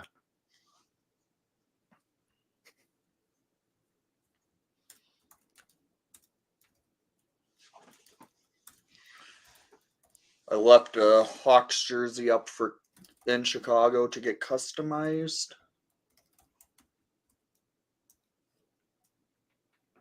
So now there's St. Patrick's Day jersey I have. Oh yeah. Well, who's going on the back of that one? The sharpshooter, Patrick Sharp. Ah, one of my favorites to ever shoot him up in Chicago. The beauty of beauties, Patrick Sharp. Once voted as the most beautiful man in Chicago. Like, he makes a very strong case. He actually was on a magazine cover, and he was voted upon as that. Yeah, years ago, I was like looking or watching the broadcast, and I said to my friend, I said, "What do you think of this guy?" And she's like, "He has a jaw that could cut glass." Come on! Oh, Bedsy almost had an opportunity. Scored a goal off his visor. I love when the Avalanche have Nichushkin back. That makes them a much more complete team. Yeah. All right, down to about 3 minutes left in the period for folks. It's funny because like YouTube, we only have, I don't know, I see 16 people hanging out with us, but apparently we have like 30 more hanging out from like X, I think. I don't know, because yeah, StreamYard says we have 47 people hanging with us. So cool. Great to have you here. I don't know if I fully trust that, but I'm gonna use that as a boost of confidence. Hi, Cortana. Come on, after to see you. Is he under contract another year or not? Yeah, he signed a 2-year extension last off season. Oh, good catch, girl. Good catch. Reichel has really made it easy to give him a very cheap contract after this year. Yeah, I was hoping that he would be more of a mainstay in the lineup. Well, Reichel. He just had a month down in Rockford because he's been that bad in Chicago this year. Damn. Barbashev, Eichel, Marchessault. Okay, that already scares me. Stevenson on the wing with Hurdle and stuff. God, that. You God, Dorofeyev. Yeah, go ahead. I hate seeing Hurdle now with Vegas. I've always liked Hurdle. Now I'm going to have to hate him because I don't like anyone on Vegas. That center depth, Dean, that's daunting. That's like, I mean, because like Florida was rolling some outstanding center depth of their own last year, and that actually helped them a bit. No. Patrick Sharp, it looks like Brandon Saad. Really? No. The Saad father? Oddly enough, that's how he got his nickname. Oh, he's a good-looking dude. He's not Patrick Sharp, but he's a good-looking dude. I know Saad got the nickname the Saad father from Sharpie.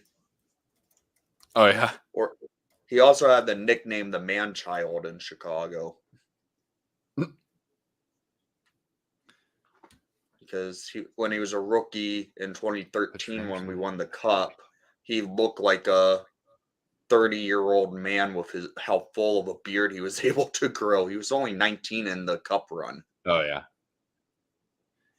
Yeah, we need the Hawks to get good, man. We need to give you a chance to grow out the playoff beard, Yeah, I haven't really truly had it since starting the channel, other than doing the bubble playoffs. Yeah. For some reason, I think I called that they would beat the Oilers that year too.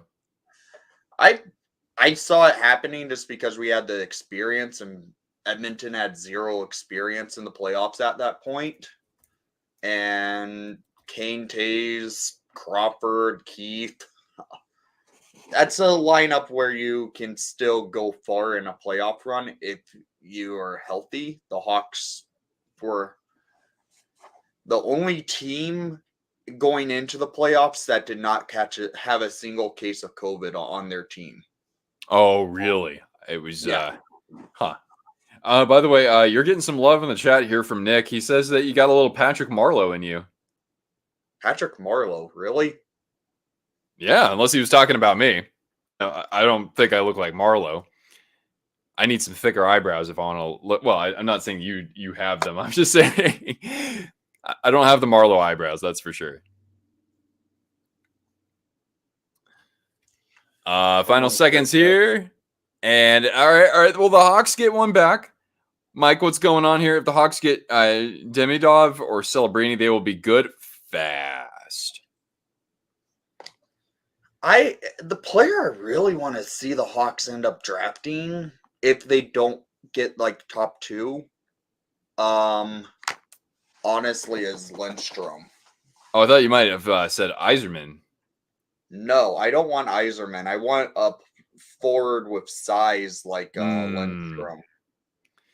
That's a good point. Yeah, the NHL has not favored, but like it's much more common these days to be able to have somebody on your team who's a smaller player, somebody like Logan Stankoven, who is he is pretty compact. Bedard himself too, right? They're not tall players. They still have like the size on them to be able to withstand contact, but you're talking about like you still need somebody who can be a beast, a bastard in front of the net too. Yeah, that has the net front presence is something the Hawks lack. They're the smallest team in the NHL for forwards. They're the tallest team in the NHL for defense.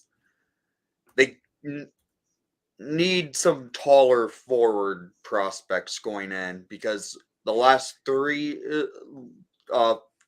first round draft picks for the Hawks, well, last three first round forward prospects for the Hawks have been under 6 foot.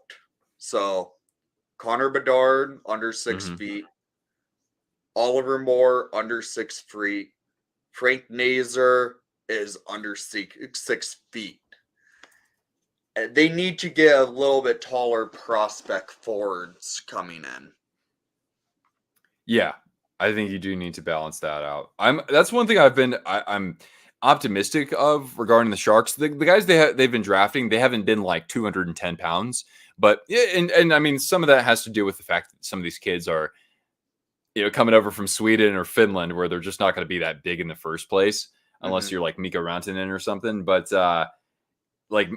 Celebrini himself, he's 6'190", so he's pretty like average. But yeah, I do agree that it's good to have a mix of that, because that makes, even if it's not the even if that player isn't the most talented necessarily, it's about like how can you develop good chemistry, right? Where you do have someone who can kind of drive the offense, and then that player is just like a Johan Franzen, right? When he would just stay in front of the net on the power play, right? Like a specialist,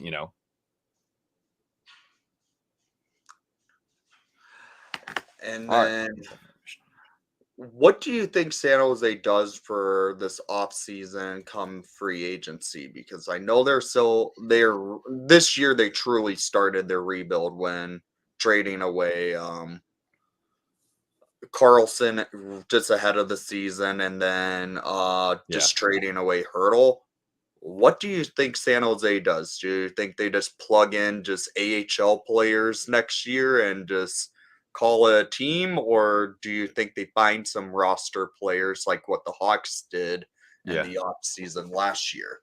That's a really good or a really good point that you raised. Like, I know that you've been happy with like Nick Foligno being on the roster, and I think the Sharks they need to bring in somebody kind of like that. I think, especially just given how much quick turnover there's been with players like, of course, we have to even take it all the way back to Brent Burns when Greer traded him away. Mm-hmm. Meyer, Hurdle, Couture. We don't even like. Don't count out Couture from maybe sitting out. I'm not entirely sure because he didn't even. There isn't a whole lot of optimism about Couture's future, honestly. Sounds Which like he basically has to hang up the skates from what I've been seeing reports on. It obviously if he did that, I would be like, oh, like I can obviously see the silver lining in this, but it does. I mean, that really does suck.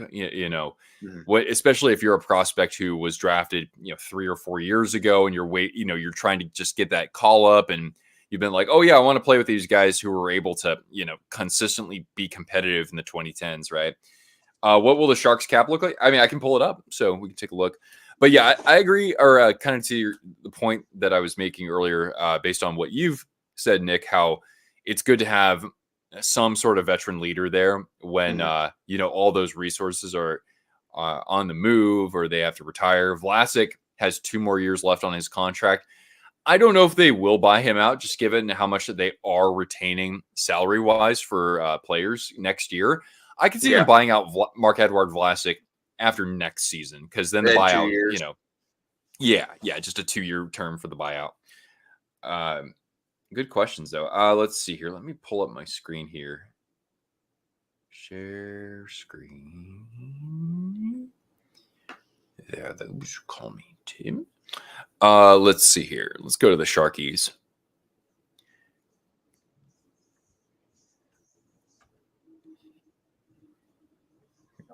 There we go. Hedstrom will be a mainstay lineup. You mean you would say he could be there as early for the Sharks? I would be surprised. It has nothing to do with his point totals or anything like that. You guys don't have the draft capital what I would have thought maybe you would have had. That's my one criticism. I mean, like, I know that with the Hurdle deal, right? We gave up 2 third-rounders as part of it. And that did not that certainly rubbed me the wrong way seeing that, because I'm like, hello, like look at the Blackhawks draft capital, look at the Canadiens, look at the Coyotes, right? The Blackhawks have, if I remember correctly, 15 top 3 round draft picks in the next 3 years. Wow. Yeah. So I mean, look at they won't keep them all. It sounds like what could happen this year is going to be the start of packaging some of those draft picks and moving up in draft position, because we have Tampa Bay's first round pick this year, which right now that as it sits, it's 18th overall. Oh, that's pretty good. Just considering what they were trying to achieve, right? Yeah. When they made that deal. Yeah, that's good.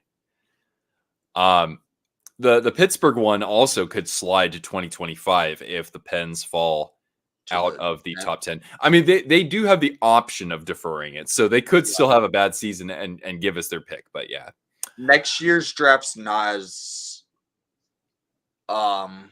complete as it is like this year, where you know what position. This year's not as deep as last year's draft. This year's is like you could get some good defensive prospects out of it, but not a super deep draft. Top 5 is like pretty much where you can easily flip them around, other than Celebrini, I feel like. Yeah, so like when looking at free agents, I mean, like look at this Granlund. I don't know. I think we should probably at this point just hang on to him to have a veteran voice. He's done a nice job. He's done a really good job actually. But like LeBanc, 4.75 or 7.25 million. That's off the books. Hoffman's off the books. Luke Clennan's, I don't know. He'd have to sign for less, honestly, but he could be off the books. Barabanov, he'll be off the books. Nico Sturm, we'll have him next year, and that's good. he plays with a lot of heart out there. Costin, we have Costin for one more year. Okay, cool. I'm fine. I'm at $2 million. I'm perfectly fine with that. Zetterlund has been a bargain. I did not expect much from him. I didn't like what I saw from him when he was dealt after the trade deadline, but Yeah. with a full season, he's looked really good. So I like him. Zadina, I hope we can hang on to him as an RFA again, and with cap space, I'm sure we can make something work there. Who should we go at? Yeah, I mean, who should we go after? I don't even know. Like, I'd have to take a look at a list of free agents. Like, I can certainly do that. But yeah, I mean, look at that forward group. You're, going into next year, you only have one player under contract who's making more than $2 million.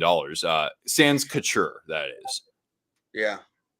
Hey, Ethan, what's going on, man? Sorry that you guys lost to the Rangers today. And then, yeah, you got those 2 horrific years of Vlasic, but again, like, you might as well ride it out one more year.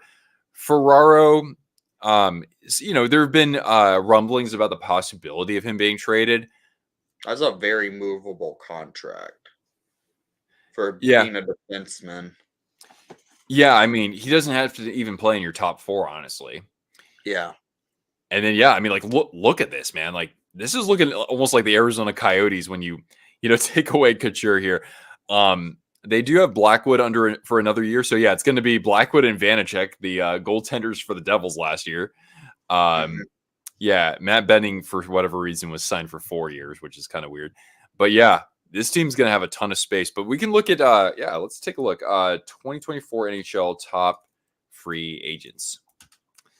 The Hurdle trade nixed Barabanov to New York. I wouldn't be surprised, Dean. That makes sense because, yeah, he was like the sources had said like he's going to get moved. Barabanov will be moved, and then the Vegas deal came in.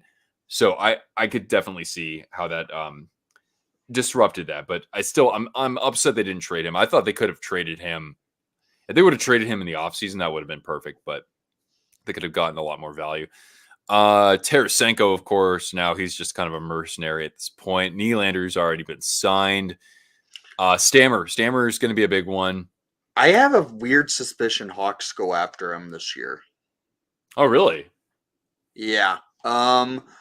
They can easily afford whatever he wants and give him a 2-year deal. Just say, if you want to play with Connor Bedard on your as you play winger to Bedard, and it could actually work out well for Stamkos because maybe after a 2-year contract's up, Hawks are ready to compete. They sign him to a cheaper deal and he sticks around. But he's one that I would watch out for because teams could go after him since Tampa Bay really can't afford to keep him around. I hadn't thought of that, but I mean, he's already 34. Do you think if you do a 2-year deal, don't have to worry about it because that works out perfectly for the young players coming out. Yeah, but don't you think a team like let's see, what's a good example? Don't you think there's a team out there that would be willing to offer him a few years? And there could be, but when money talks, Hawks have the most money going into free agency next year. Yeah. Oh, shoot. Oh, Colorado, could they? I don't know if they can afford him. Let's see. Elias Lindholm. Yeah, that's interesting, right? Because it almost seems like he stays in Vancouver. Yeah, from a logic standpoint, it doesn't seem like that was going to be happening. Pavelski will be a free agent. I wonder if he'll retire. I wonder if he'll want to stay in Dallas. I really want to see him play in Carolina for a year with Brett Burns, but I don't know if that's going to happen. He could sign a 1-day contract with San Jose, though. Oh, yeah, just as long as he does that. But he might be really bitter about not getting signed in 2019. Jake Gensel with Carolina right now. Chandler Stevenson. Yeah, go ahead. Gensel's the one I would rather go after than Stamkos. I see law fans saying go for Stamkos, don't go for Gensel. But the Hawks, at 28 years old, Gensel might be a smart move.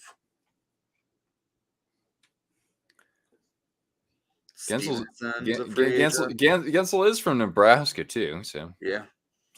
I don't know. Duchesne, that's right, because he was only on a 1-year deal. Toffoli, Sam Reinhart, that's the one that is interesting because here's this guy who has like He's going to get overpaid. probably will, yeah. He'll rob a team. If Bill Zito can get him for like, I'd say, if Bill Zito can get him on like below 9 million, which I don't know if that happens given like what Nylander, for example, is earning. And Reinhardt, not to mention Reinhardt's a really good defender.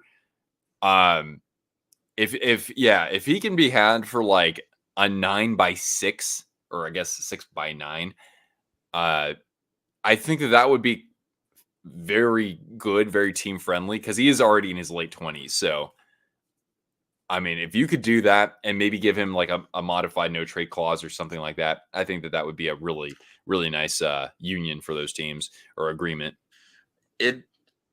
I have no clue what Ryan. Yeah. Let's see here. I mean, Anthony Duclair said that, just to answer Dean's question from earlier, Anthony Duclair said he's not opposed to going back to San Jose. So I'd sign him just fine. But yeah, none of these top guys. Niederreiter's a free agent. He's not too expensive of a cap hit. I don't know about necessarily a locker room guy per se, but yeah, I don't think the Sharks will be targeting anybody here necessarily. Daniel Sprong, that's another one who could get a nice paycheck versus where we expected him to be. Yeah, and of course Jonathan Marchessault being a free agent. Yeah, that makes things interesting too. Would you welcome Marchessault in Chicago? Yes, but he'll have to get a whole new number in Chicago. Oh yeah, you can't wear 81. Can't wear 81 in Chicago. It's retired. It's retired for a Haas. Yep. All right, looks like they're going to get back. Oh, damn, not ready to start just yet. The answer already. Did Willie Nylander sign a deal with the Leafs? He signed it this year, yeah. I think he's at 11 million for 8 years. It's 11.5 for 8. That's a hefty deal. I like Nylander a lot. Toronto needed to split up their core. They do. It's a failed core. It does not work for the playoffs. Yeah, I mean, like if you can't get it done this year when you've had the season you have, because they've all in all they've had a really good season. Like progressively, it's gotten better for them. It's like if you can't, finally stick it to the Bruins, and get out the ugly stick against the Panthers in the second round with the league's leading goal scorer by a country mile, and and not to mention you're the main culprits of quote unquote circumventing the salary cap. If you can't do that, then you're never going to get anywhere with those guys, with that group of guys, I should say. Yeah. Oh yeah. To answer Bill's question there. Yeah, that's right, John. Hosa's number 81 is retired in Chicago. Yeah, to get back to the Maple Leafs though, when we look at the core four, right? William Nylander is a full no move clause at 11.5 million. John Tavares, he has a couple years left on his deal. Actually, he's only signed through next year. Whoa, man, time goes by fast. Still on a full new move. Matthews, he's only signed for 4 years after this year because he just did a shorter term deal. Full no move clause. Like, I wouldn't worry about him. It's more about like this group around him. Marner's going to be a free agent after next year, and he's still on a no move as well. Yeah. Yeah, that's too much though. Committed. Granted, Yeah, you got Matthews and Nylander for 4 years, and like that's fine, but you got to still bring in somebody who can help shift the identity of this team, and I don't know if that's another forward or if that's a defenseman or if it's replacing your coach. It's got to be something though, because they're nowhere near being like. I don't care about what they do in the regular season, and I know some people would say the same thing about the Oilers, right? It's just like, are you built for the playoffs or not? That's what matters, right? Yeah. The Leafs haven't even been what? Last time the Leafs were in a conference final, I want to say that was back in '93, right? Against the Kings. Mm-hmm. Like, oh crap! Like we give the Sabres all kind of, we make our jokes about the Sabres, we make our jokes about the Coyotes. The Coyotes have been in a conference final in the time that we've been waiting to see Toronto get back to it. Oh, here's Bedard. Oh, wrapping it around the net. Not a good pass. When Tavares was rumored to go to the Sharks, Tavares took less money to go to Toronto than San Jose. Yeah, that's ridiculous. I mean, I'm actually, now in hindsight, isn't that funny to be like, oh my God, thank God we signed it. Thank God we decided to sign Erik Karlsson instead of John Tavares. I mean, that's really not the way to see it, but it could have been worse for us, I guess. So I just looked up Jonathan Marchessault, if he did, for instance, signed with the Blackhawks. Numbers he wore before he switched to 81 in Tampa is 36 and 42. So those two numbers are available in Chicago, I guess. Yeah. Just can't wear 81 or 18 since both those numbers are retired. And what number do you wear for hockey, Nick? Or is it more like whatever's available? Wear the 46. All right. And is there any story behind that, or are you just kind of like the way that those two numbers look together? I like how the numbers look together, and I always have worn the number. When I played, when I was a safety playing football, that's the number I was given, and I liked how it looked, and I played well in it, so I kept it going. I like it. That's cool. Not to mention the Bears were the pioneers of the 46 defense. Yeah. Or defense, I should say. Isn't that weird how we say defense in the other sports, and then in hockey it's defense? Yeah. It's weird. Just number 8 is 8 retired in Chicago? I don't even know who. It's getting used by Ryan Donato. Oh, okay. The 8's kind of a cursed number for the Blackhawks. Really, I don't think anyone wants that number. There's only been one truly good number 8 with the Blackhawks, and that was back in the 40s to 50s, and that was number 8, Bill Mosienko. Oh, okay. And I don't know anything about his career other than one thing, of course, and it's something that probably will stand the test of time. He has the record for the fastest hat trick in NHL history. At what is it, like 24 seconds or something?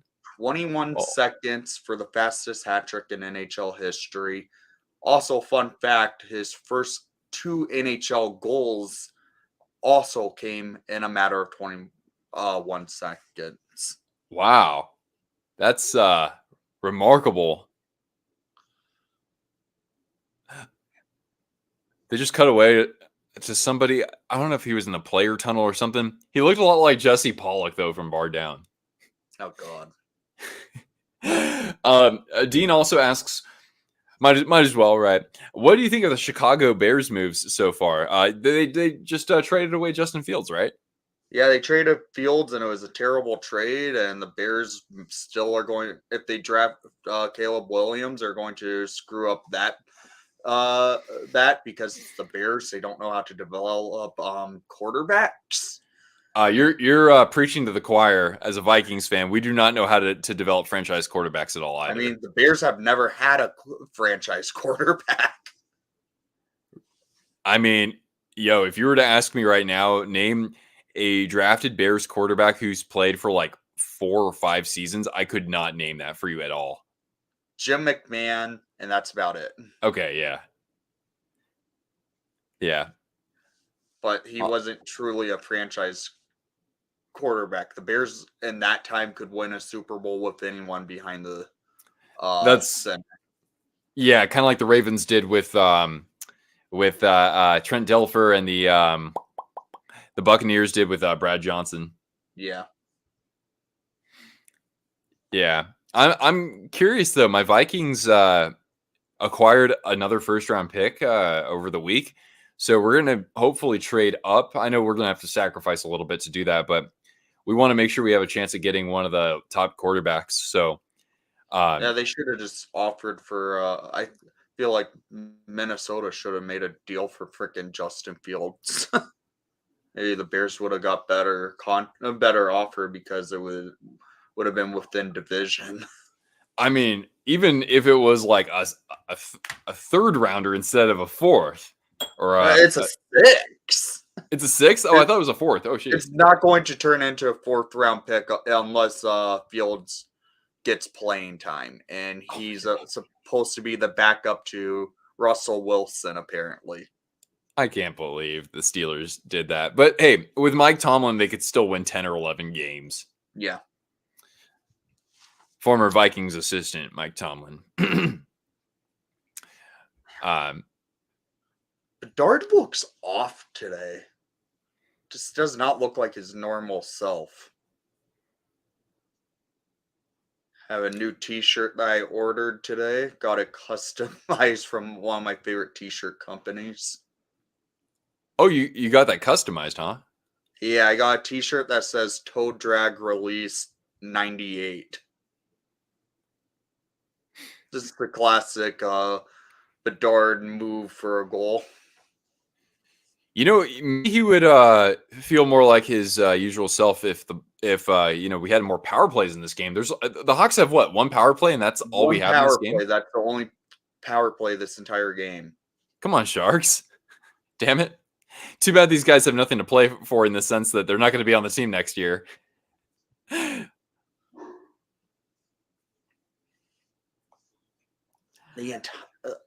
I just don't like how the Hawks changed up all their lines the way they did. Nick Foligno's been on the first line with Bedard and Kershaw the last month, it feels like, and it's been one of the best lines the Hawks have had.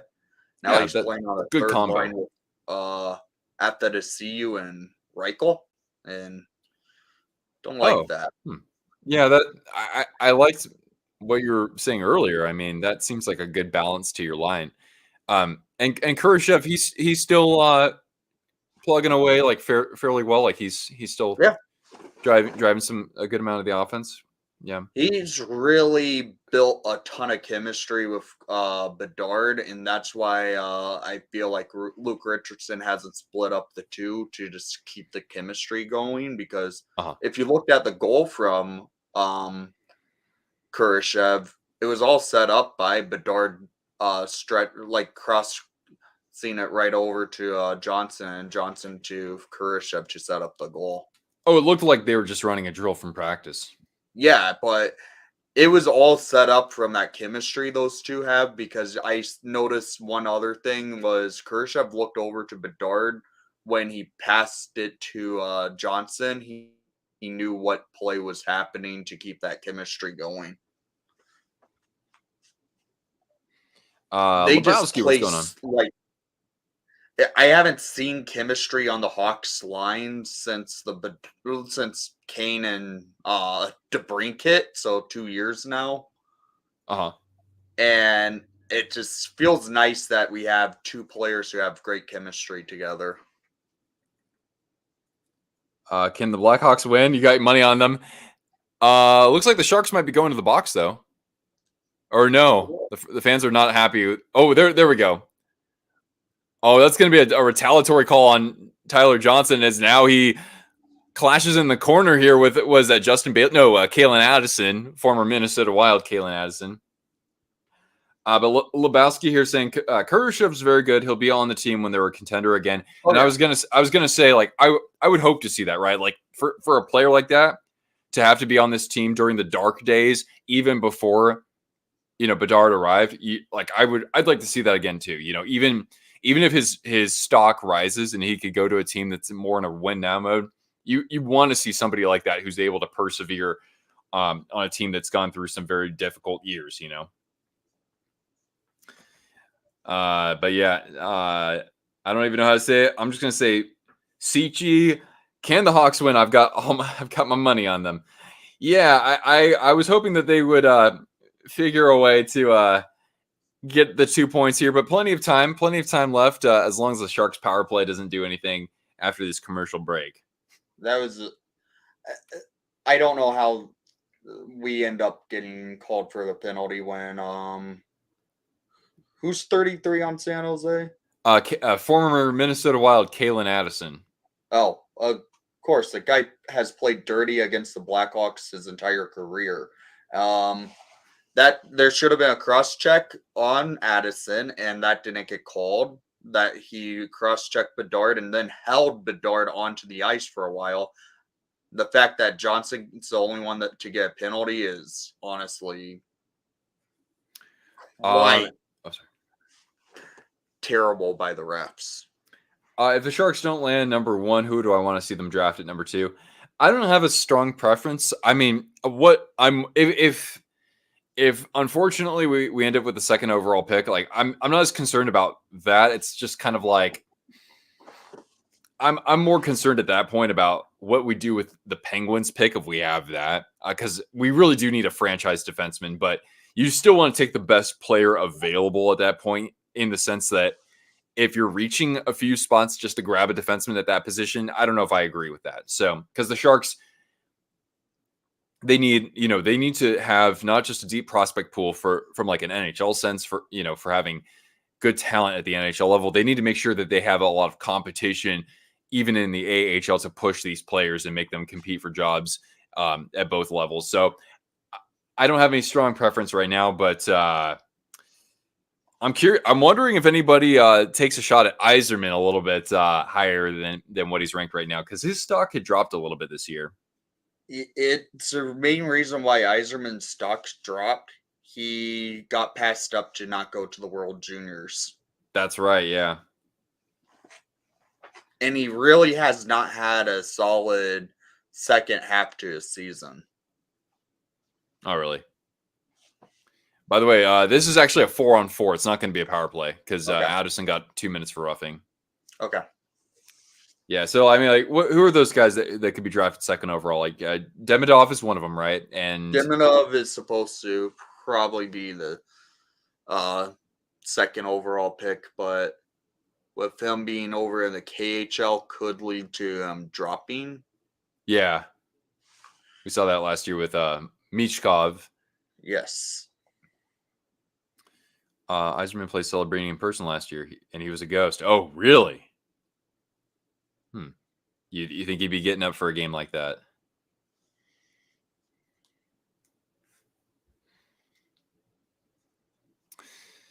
Shots favoring Chicago, actually, 24-21. The Sharks, I think, had the shot lead for most of the first period.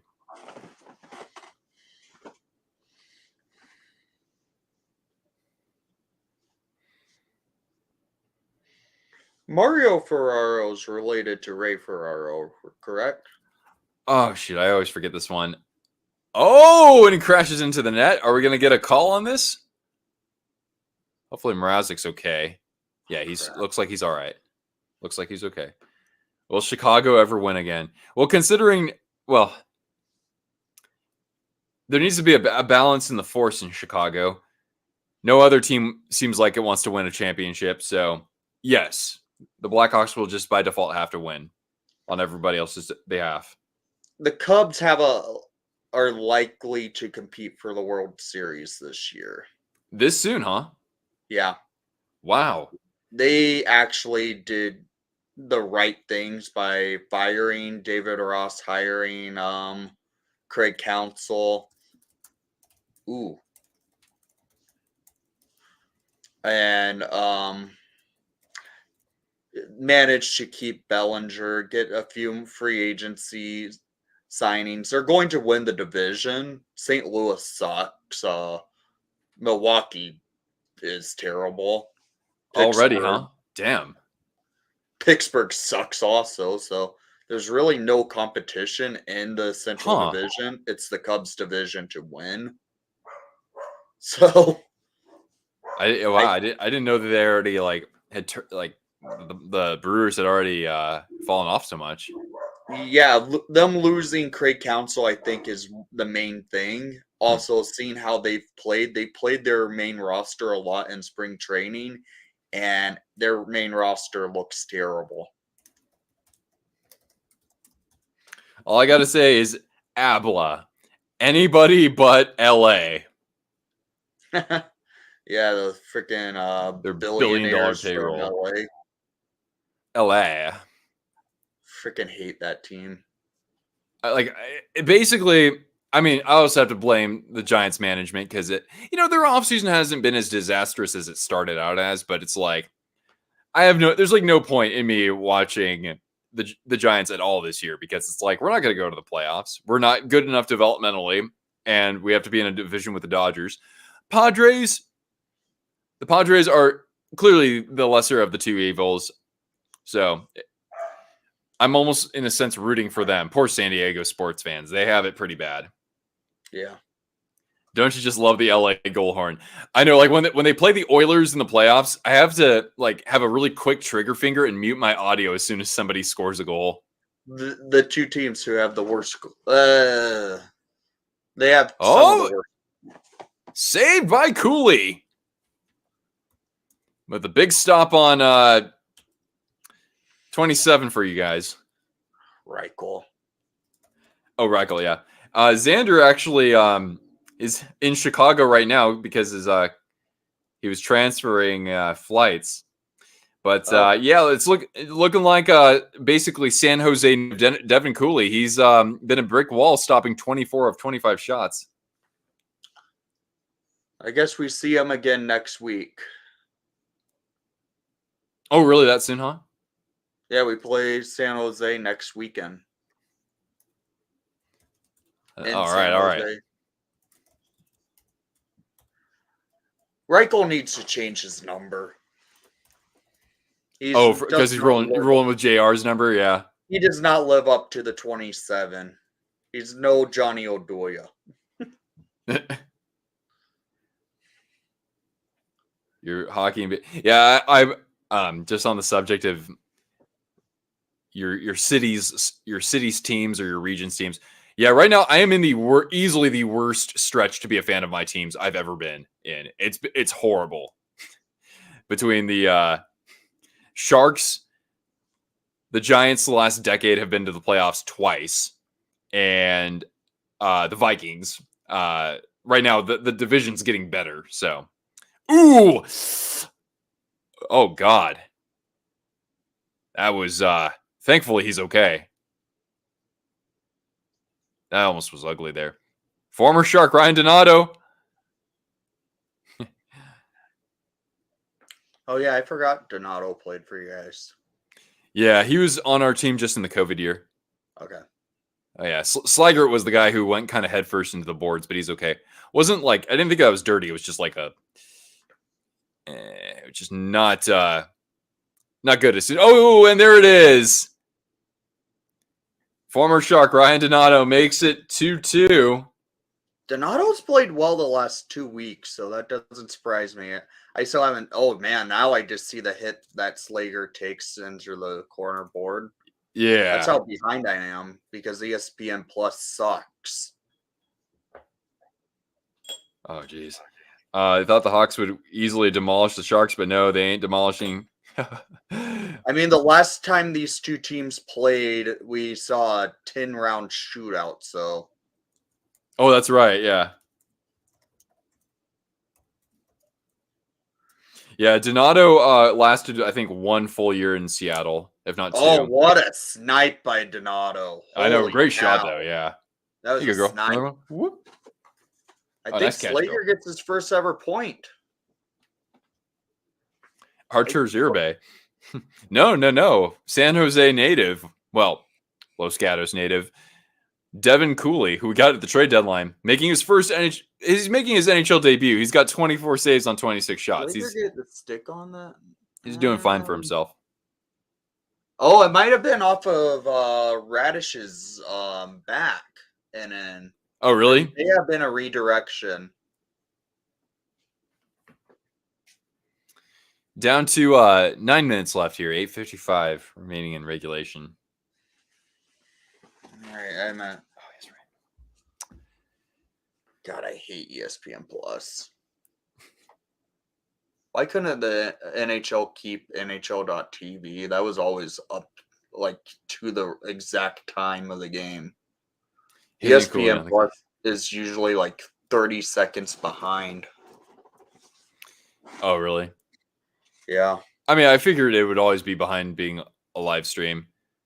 Sharks coming back. Oh, nice block, though, at the point. And Reichel and now Foligno cycles it back. A good back check there from Nico Sturm as the Blackhawks are... That is Taylor Radish's goal. Hungry. Okay. So the Donato goal is actually Taylor Radish's. Oh, and it's another one on the board for them. Lots of traffic in front, and Kevin Korchinski, at least the camera's on him. Seattle Thunderbirds legend, Kevin Korchinski. We have a lot of Thunderbirds in our system. Colton Dock, Nolan Allen, all who were part of the Memorial Cup run from last year. Cheer for the Hawks? Yeah, I am, just for a different reason than you are. Another goal treat for Cortane here. I believe that should be Korchinski's 4th of the season. Look at that. What a snipe. Holy cow. Good net front presence by Foligno and leads to the goal. Oh my goodness. And now we actually see it was Devin Cooley's first NHL game. Let me just say that. 4-2, just like that. That was like what? 10 seconds, maybe? 3 goals in under 3 minutes. Good catch, Cortana. Good catch. All right. Yes, nice I welcome Chelsea Dagger as much as we can hear it here. Oh man. Oh, poor Devin. What winner of this game? I wish that's what it was, Lebowski. But with a win in regulation, the Hawks, though they've played one more game, the Hawks would be 4 points up on the Sharks. Oh, how did that go in? Joey freaking Anderson. Oh, whoops! What did I just do there? That does not look good. Here, I'll get you back. Wait, whoa, Lois, whoa. Let's see here. There we go. Much better. That was just a bad turnover by San Jose that led to the goal. But holy cow, Joey Anderson gets on the board. Has anyone seen the PWHL rules for getting the first round pick? No. Oh, that's revenge on that goal goes off the toe of Addison, so that's a little all right, a little poetic justice. I'm pretty sure I missed one of those goals. I think I missed both. I think I missed 2 of those, Cheyenne. I might as well be playing in net for the Sharks. Are San Jose calling timeout? Yeah, they did. Well, now we're back to the action, at least on my side of things. Oh, bless you, Cortana. What was I going to say? Noma. Yeah, that but was a great pass by Vlasic for Blackwell. To Nick in the chat, actually, the Coolies aren't related. I'm like 99.9% sure. Yeah, I checked before the game to verify. Both Coolies are not related. Logan has 2 other brothers, but they're not Devin. What we will do, though, as we head to the commercial break, is I will pull up the scores so we can see what else has been happening around the NHL today? Oh, yes, everything's now going according to plan. All right, Oh, so finals from today. We had the Reichel, Rangers. Reichel got a point on the Korchinski goal, so that's nice to see. Yeah, he did something. Rangers over the Islanders 5-2. And then the Golden Knights bouncing back against the Devils by a score of 3-1 as the Devils' playoff chances just continue to fade and fade. The Jets with a 5-1 lead late against the Columbus Blue Jackets. 5-1. Goals from, just out of curiosity here, Connor Ehlers. There he is, Tyler Toffoli, 29th goal of the season, man. I mean, Tyler Toffoli is one of the greatest. I would say that he makes the greatest impact of any player who gets traded, really. And Logan Stanley, finally first of the season. Nemesnikov, hey now, no need to get traded for a 4th-round draft pick. Anyway, we got our game here for 2 Blackhawks. The Hurricanes continue what's been a hot run for them as they're whooping the Senators 6-2 at the moment here. And let's see here. Orlov, Kuznetsov. Oh, good. Yeah, Kuznetsov is starting to feel it. And he did the bird hit for his first goal with the Hurricanes. I love seeing that. Even though Rod Brindamore, after the game, he was like, Kuzi, I used to hate that bird. But now I like it. Jarvis has been really good this year. Chatfield, love Chatfield. Orlov, 2 goals. And Gensel got on the board today, too. So you got to like what you're seeing there. If you're a Canes fan, the Penguins keeping their very, very slim playoff hopes alive with a 5-2 win over the struggling Red Wings, who did win yesterday. And between the Blues and Ducks right now, St. Louis trails Anaheim 1-0. That's always good to see St. Louis losing. Standings? Yeah, you know what we'll do? We'll look at the standings after this game is over as well. Because then that way, we get the percentages dated here. Actually, you know what? I think we're at that point now where there's still teams who have played like 3 fewer games than other teams in their division. Anyway, I'll switch. I'm just going to get back to the game, and we'll look at the standings though at the end of the stream, just to remind me if I haven't already. Yeah. Knights are glad that Toffoli was not playing for New Jersey. Oh yeah, hat trick last time. Yeah, Toffoli, man. I mean, he's going the Joe Pavelski route. His career's like getting better now as he's in his 30s. Even though he's had to bounce around, he got in 2020. He got traded to, during the COVID season, he got traded over to Vancouver. The next year, he gets traded to Montreal. He gets to the Stanley Cup final with them. And then he goes to, was it New Jersey after that? I guess it was. Or was he somewhere else before then? Anyway, but he was a pretty good Devil. And then, he was in Calgary. That's right. He led the team in scoring last year. And then he goes to New Jersey, has himself a really good year. But before it's even over, he gets traded over to the Jets, and now he scores a goal with them today. Like, talk about, I mean, that's a crazy career path, but he's been doing great. I just realized both the Blackhawks and Sharks both use NBC Sports. Yep. Like for the regionals. Oh, is that going to be a tripping? Yeah, it is. Hawks are going to go to the power play. Good. Yeah. Again, as you know, I'm one for not celebrating losses. Last year, at the final 2 games of the year, I kind of celebrated. I was kind of mad that we won against Pittsburgh, but I'm like, last year that was true tank year. This year, if we win, I'm okay with it. Tanking isn't the priority for the Blackhawks this year. Well, my thing is if I looked at what the Sharks season was last. Holy cow, that is a big trip. Yeah, with the Sharks, I mean, of course, I was team tank last year, but we had other teams that were competing for the worst record. Well, I mean, not competing, but you know what I mean. Like the Hawks were really bad, but also the Ducks were, also the Blue Jackets were. So it wasn't like we didn't have as good of an opportunity to finish with the worst record. And last year, you look at the Sharks, they started the season with Erik Karlsson, who had a 100-point season, and Timo Yeah. Meier. So it was like, okay, I understand if we can't win the draft lottery because the Blackhawks last year did not have those two talents. The Blue Jackets are the Blue Jackets, sorry to say.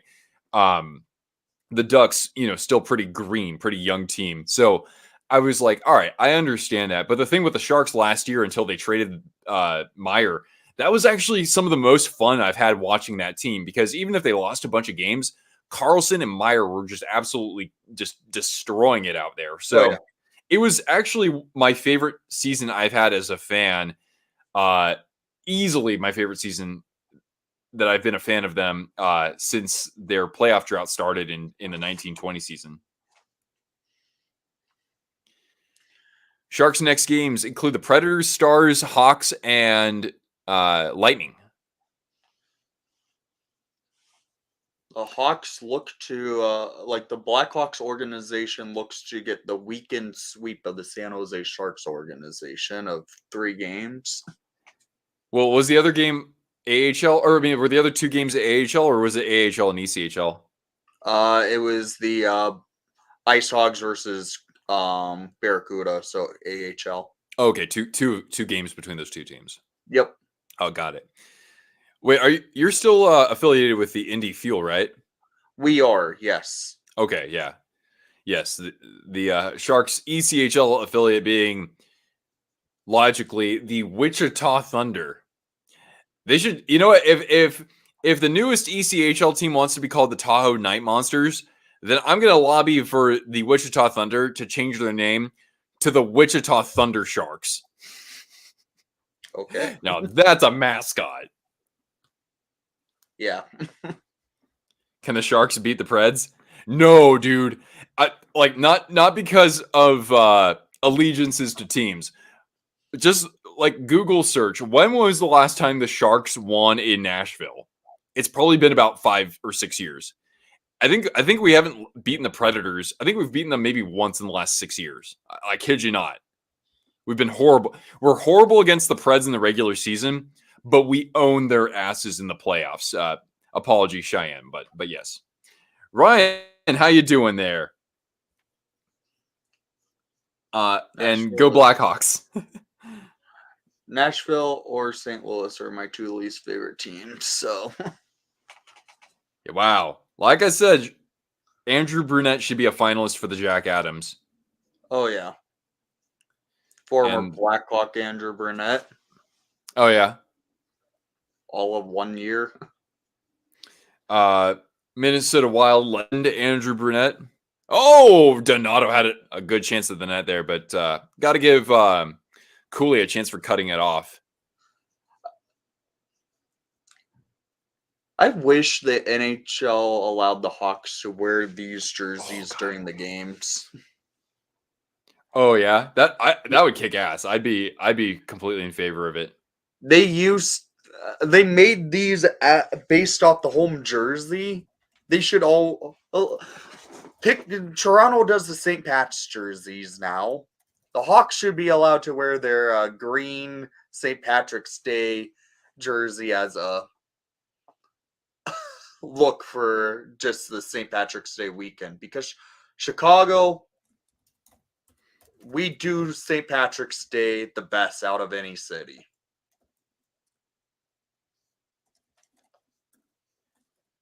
Even better than the Bruins. Yes. I even talked to someone from Boston yesterday, and they even said St. Patrick's Day is much better in Chicago than in Boston. We get the iconic Dying of the Green River.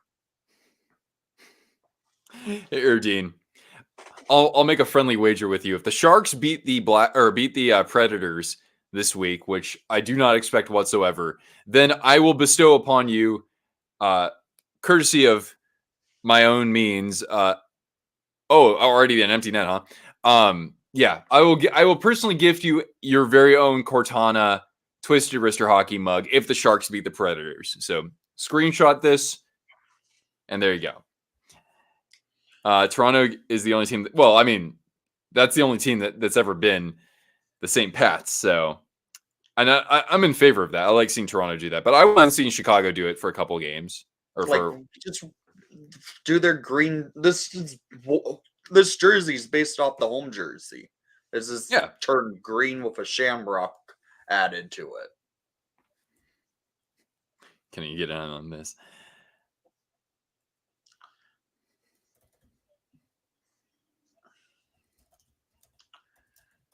I think Connor Bedard only has one empty net goal his entire career, so maybe it's time for that.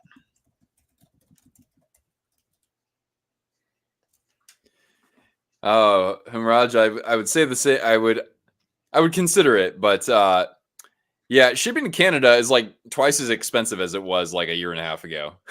At least based on personal experience. Yeah, I think they raised the price by like $10 shipping to Canada. Yeah. Yeah, the Notre Dame game. Yeah, the 2019 Winter Classic. That was a cool uniform matchup. I was at that one. I know. And I will be at the 2025 Winter Classic at Wrigley Field. Oh man. You might want to put on your earmuffs, but I'm sure that the Blackhawks will do a good job with their jersey. I'm even more curious to see what the Blues do because their 2 Winter Classic jerseys are amazing. I have a suspicion it's going to be based off their they're going to actually just do the true look of their prototype jersey they had from their expansion year. That was what their reverse retro was based off of. I think they just do basically a cream version of it. I'm not a huge because fan every of that. other jersey, if St. Louis goes to a jersey for the Winter Classic, if they throw red on their jersey, they're going to get completely chirped because Hawks fans hate St. Louis when they throw red on it because they are not a red team. The Blackhawks are the red team in the Central Division. That's what I like about the Western Conference, especially the Central. Like everybody has a different color. Yeah. That's cool. Other than like if you technically count Minnesota and Dallas. Dallas, they both were a shade of green, but they're 2 different shades. Yeah, exactly. Thank God. But yeah, someone needs some chutzpah, some cojones. We need the Kings to actually go back to purple, or at least put it in the uniforms. You know? Yeah. LA wore their 3rd jerseys on Friday. They were wearing the ugly chrome helmets with their 90 logo on Friday in Chicago. It was interesting to see a 3rd jersey on the road.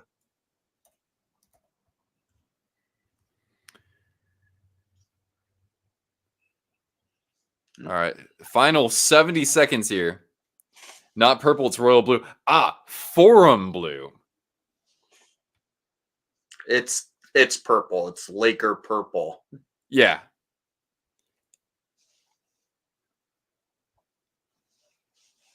Yeah, you like the Kings 3rd jersey? I personally like that a lot too. I thought the jersey looked good. The helmets are terrible. That's fair. I don't need to see those helmets come back. I don't hate them. I don't really care for them. They're a little too they clash too much. I will say this, the logo does get washed out on that jersey in person. Oh yeah. I can kind of see that because I barely could even see the logo on that Kings jersey when I was at the game. It was not very noticeable. So they really need to do some color contrasting. They should have done that logo in a primary black with like silver accents on it. It would look much better. That'd be cool. If they went to that for their home and away set going forward, I'd be fine with it. I'm so over the SoCal teams jerseys right now.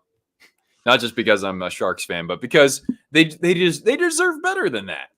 Both teams have terrible jerseys in Anaheim and LA. Gold helmets. No. The best of the shiny helmets, the Canucks. I think The freaking liquid blue, liquid chrome blue is what they called those helmets. 3 goals in 2 minutes. Yeah. The plight of the Sharks. The plight of the Sharks, Philo. And they're going to try to hit the empty net. Oh, look at that. Bedard gets the empty net. Second empty netter of his career. Dean, Mike Modano got a statue finally, right? Took long enough. I mean, Dirty Dustin Brown got one after being retired for 2 years. Oh, my computer's been spazzing on me, so pardon the random chat messages.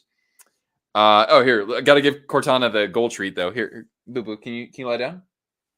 No, there you go. That freaking fishbowl gives Bedard all sorts of magic.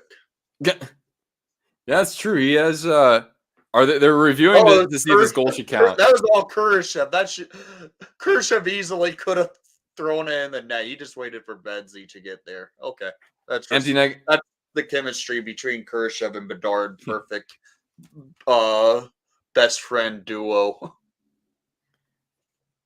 Empty net goals should not count towards stats unless you're a goaltender.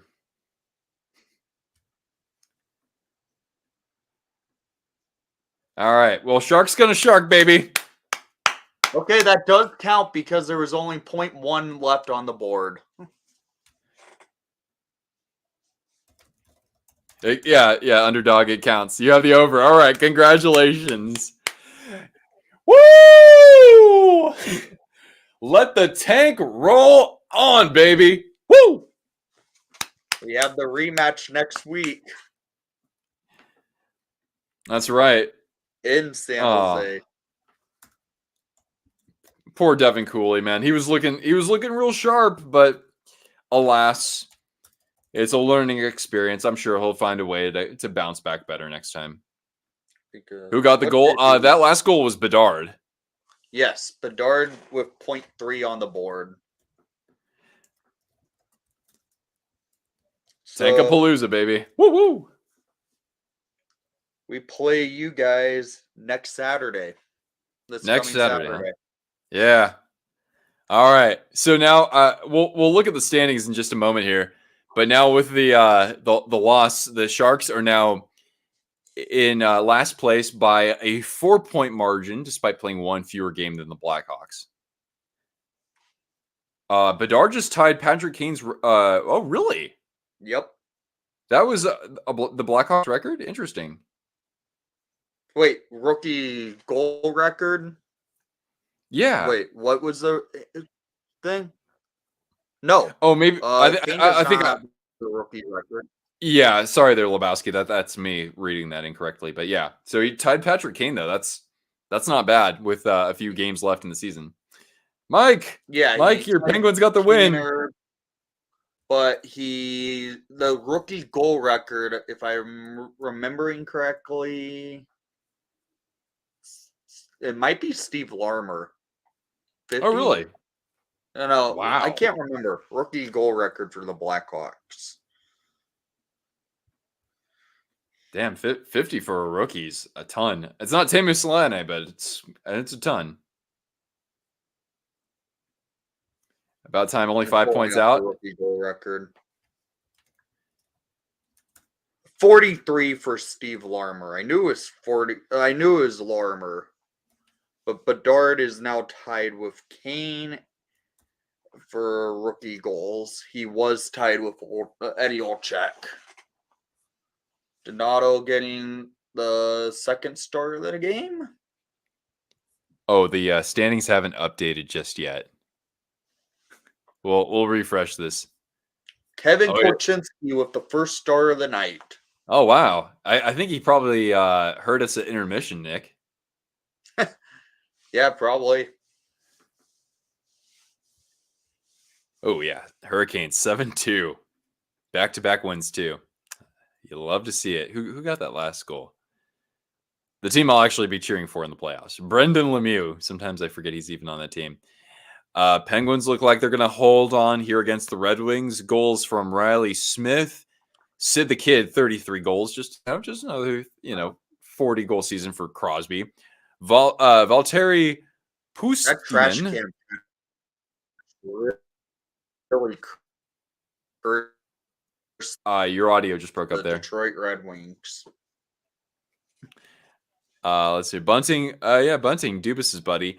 Lars Eller. God, so weird. Lars Eller is a Penguin. Huh? Yeah. That trash can company really cursed the Detroit Red Wings by putting that logo on that jersey. Wait.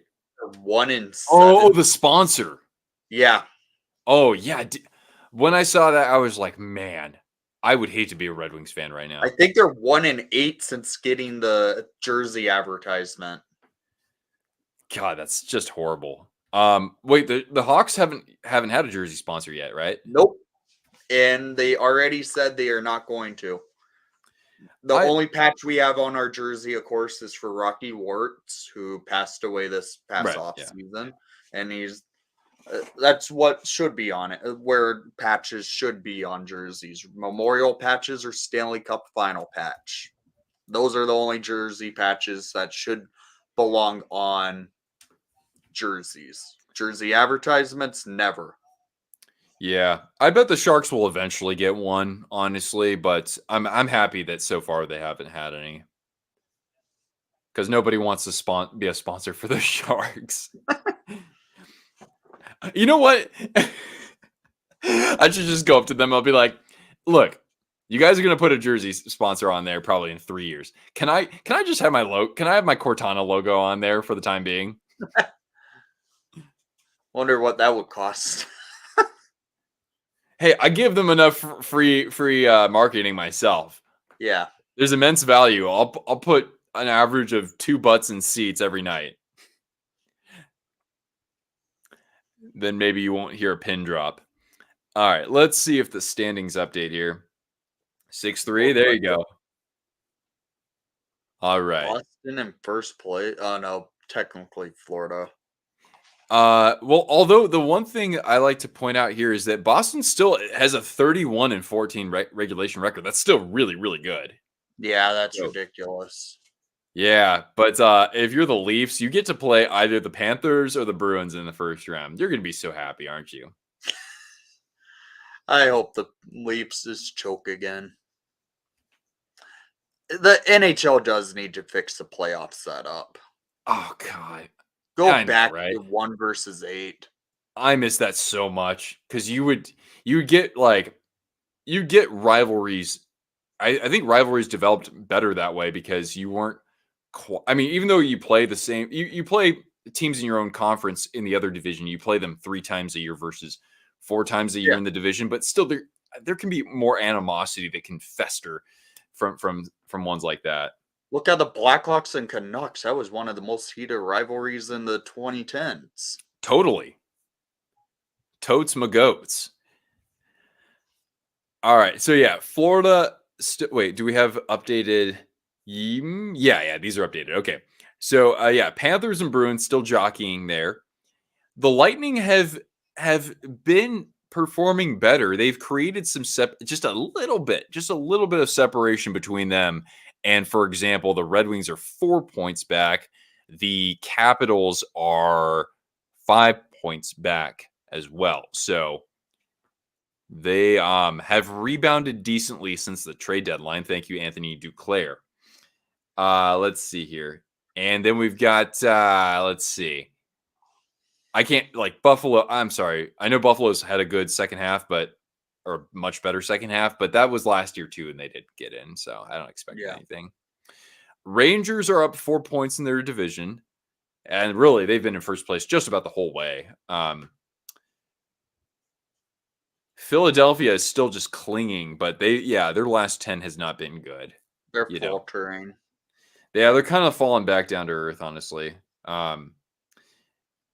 It's just like I feel bad for. I mean, who knows? The playoffs are a different season, but if they finish in third, the Capitals, the Islanders, it's just like congratulations. Your prize now is a first round matchup against the Hurricanes. Yep.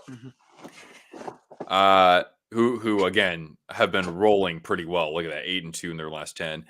All right, and then so I mean, right now, I guess the way that I see it is that you've got only 2 locks in the Metro at this point, and you've got 3 locks in the Atlantic. But it's looking like I mean, we still have 15 games, but it's looking like Tampa should.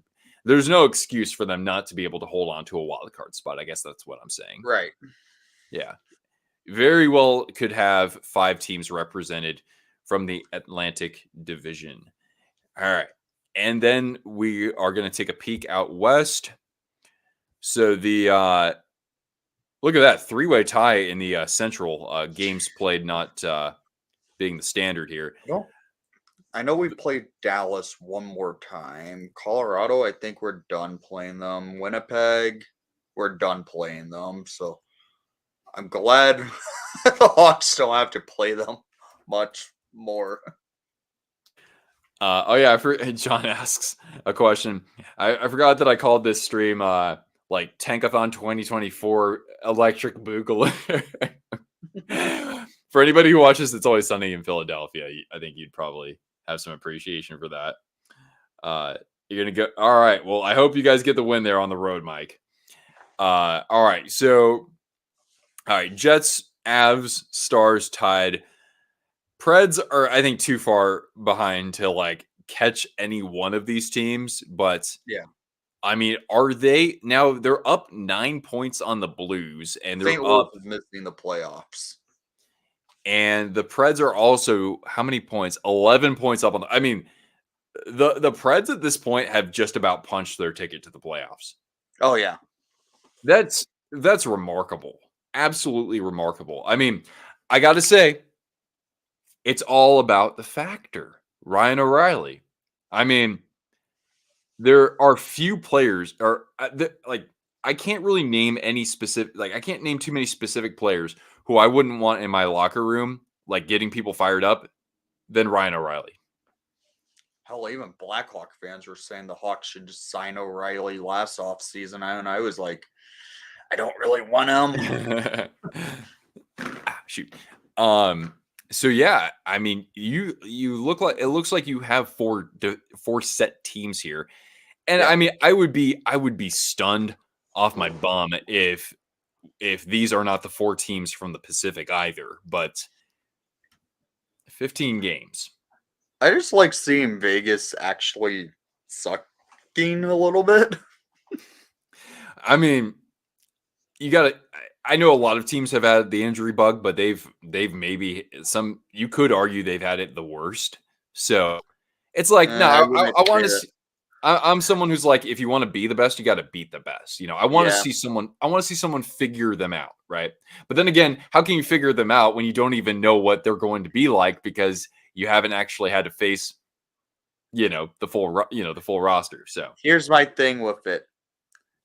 Aiden Hill has finally been figured out, and he's back to Aiden Hill of San Jose times. He's not been good in his last few appearances. No, I know that they're not. It's not like they're allowing 2 goals a game, but if they, it's one of those things where again, you don't. Even if he does falter a little bit, they could still do some damage in the playoffs if they're able to get back, stoned and hurt and. God damn, yeah. I cannot believe I'm saying this. When the Knights get back Tomas Hertl. All right. So, Canucks, though, do you still see them holding on? They've played 3 more games than the Oilers. They're 8 points up. Do you still see? I would say Vancouver right now, though, with Demko out for the foreseeable future. Yeah. I could see Edmonton jumping them because I don't know. I can't remember. Casey DeSmith is their backup right now. I don't trust DeSmith as a backup for Vancouver enough. for them to hold it. Yeah. Even though Vancouver right now, how everything looks, I really like how that roster's put together for the playoffs, but I could see Edmonton maybe finding a way to jump them if Demko's out for much longer. You know what's interesting though? If that is kind of the track that we follow for the last couple of weeks, if the Canucks still win the division, it could very well be because they beat the Oilers those 3 times to start out the year. Oh yeah. All right. And so if we look at the actual like possible matchups here in the West, yeah, we don't know who's going to be the number 1 seed. I mean, like we don't know who's going to be the number 1 seed in this conference yet either. Whereas like last year we knew it was the Bruins right away.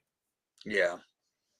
So it's like, okay, you'd think it's going to be like the Hurricanes taking on one of these poor souls here. Rangers would get. I mean, I'd like to see the Rangers play the Red Wings so that we get an original 6 matchup. Well, then again, we'd get Bruins Leafs too, and then we get the Battle of Florida as well. But is Detroit even in a wild card right now? Well, let's see here. If we do, I don't think they are. Let's do actual points here. They have 74. Actually, they are by 1 point over the Capitals and Islanders. Okay. Yeah.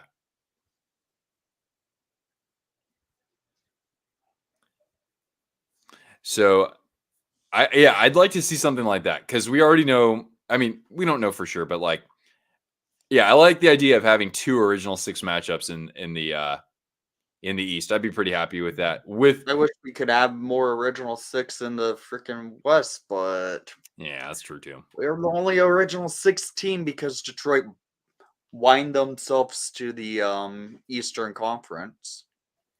Freaking. Yeah. I mean, I understand they why. destroyed a rivalry by doing that. Yeah, they did. That killed one of the most historic rivalries, and it's just brutal that the NHL did that. It does suck. You know, so you lose some of that tradition in the West. Yeah, you know? because the Blackhawks are the only original 6 team in the Western Conference, even though, frankly, they could easily play them in the Eastern Conference when the fact you look at the Chicago Bulls, for instance, they're in the Eastern Conference. All right. So if you sent Chicago to the East, who are we going to put back in the Western Conference?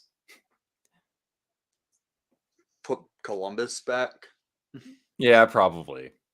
All right. So looking at, let's just say that we know the 8 teams who are going to be in the playoffs in the West, like what kind of matchups would you like to see? Because, you know, again, like these seedings that you see here, they could change tomorrow, right? Yeah, would like to see a potential of Winnipeg facing off against LA. Winnipeg and LA. Yeah. I think that would be a good matchup. Even though right now LA's sitting 3rd in their division. Tied for 3rd, really. Just barely, because there's still a chance LA could drop into the wild card. Oh yeah, very, very much chance. I think that could make up for a fun matchup between LA and Winnipeg, because then you get the storyline of PLD versus the Jets and the haul that they were able to get for him. Boy, that's a great point. Yeah. Not to mention Tyler Toffoli too. Yeah. I would actually be cool with it. Colorado, I would say a Colorado-Dallas series. That's going to be fun to see because Dallas, they should have the goalie they should win in goalie matchup, but Colorado is just a machine with McKinnon this year. I know. Oh man. That's like kind of why I want to see them like just do one more with McKinnon, because like I know that McDavid obviously can easily be the highest scorer in the NHL, but like the way that McKinnon, like the way that you just kind of see him, how to say, it's just like there's just a beast mode level with him, you know. Yeah. I don't know. The thing though that kind of sucks is like I wouldn't be, yeah, I wouldn't mind seeing Winnipeg, LA. That's cool, and like Vegas versus Edmonton. I really want to see them go at it again. Yeah. But the thing is that like Vancouver versus Nashville, right? Watch that all of a sudden comes out of nowhere and becomes the rivalry du jour. Yeah. Why is Vegas not in the third in the division? They have more wins. Oh, that's true. But the thing, OT. yeah. So the deciding factor is if the season ended today. Thank God it isn't. The fact that the LA Kings have 29 more, they have 29 wins in regulation, and the Knights have 28. The regulation wins is what takes precedent when yeah. So that's why. All right. Cool. All right. Well, hey, thank you so much for joining me, Nick. Here, I've been covering you up like the whole time with this banner. Tell everybody where they can find you. You can find me at Windy City Hockey on YouTube, spelt exactly this way. At WC Hockey on Twitter. I'm not calling it what Elon wants to name it. And at Windy City Hockey on Instagram. Cool. Next stream, I don't know for sure. And it probably won't. It might not be for a while because I'm going to be on the road for a week. Okay. Well, I mean, member stream, we might be able to get one set up. Yeah. All right. Well, anyway, thanks for hanging out with us, Nick. Thank you, everybody, for chilling out with us as we witnessed an absolute slugfest of a tankathon with the Chicago Blackhawks extending their lead in the coveted. Well, it's really like the Sharks extending their deficit in the coveted race for the potentially the first overall pick. And things going according to plan, of course, this afternoon / early evening in the NHL. So thank you so much, everybody. We'll see you for the next one. Good night.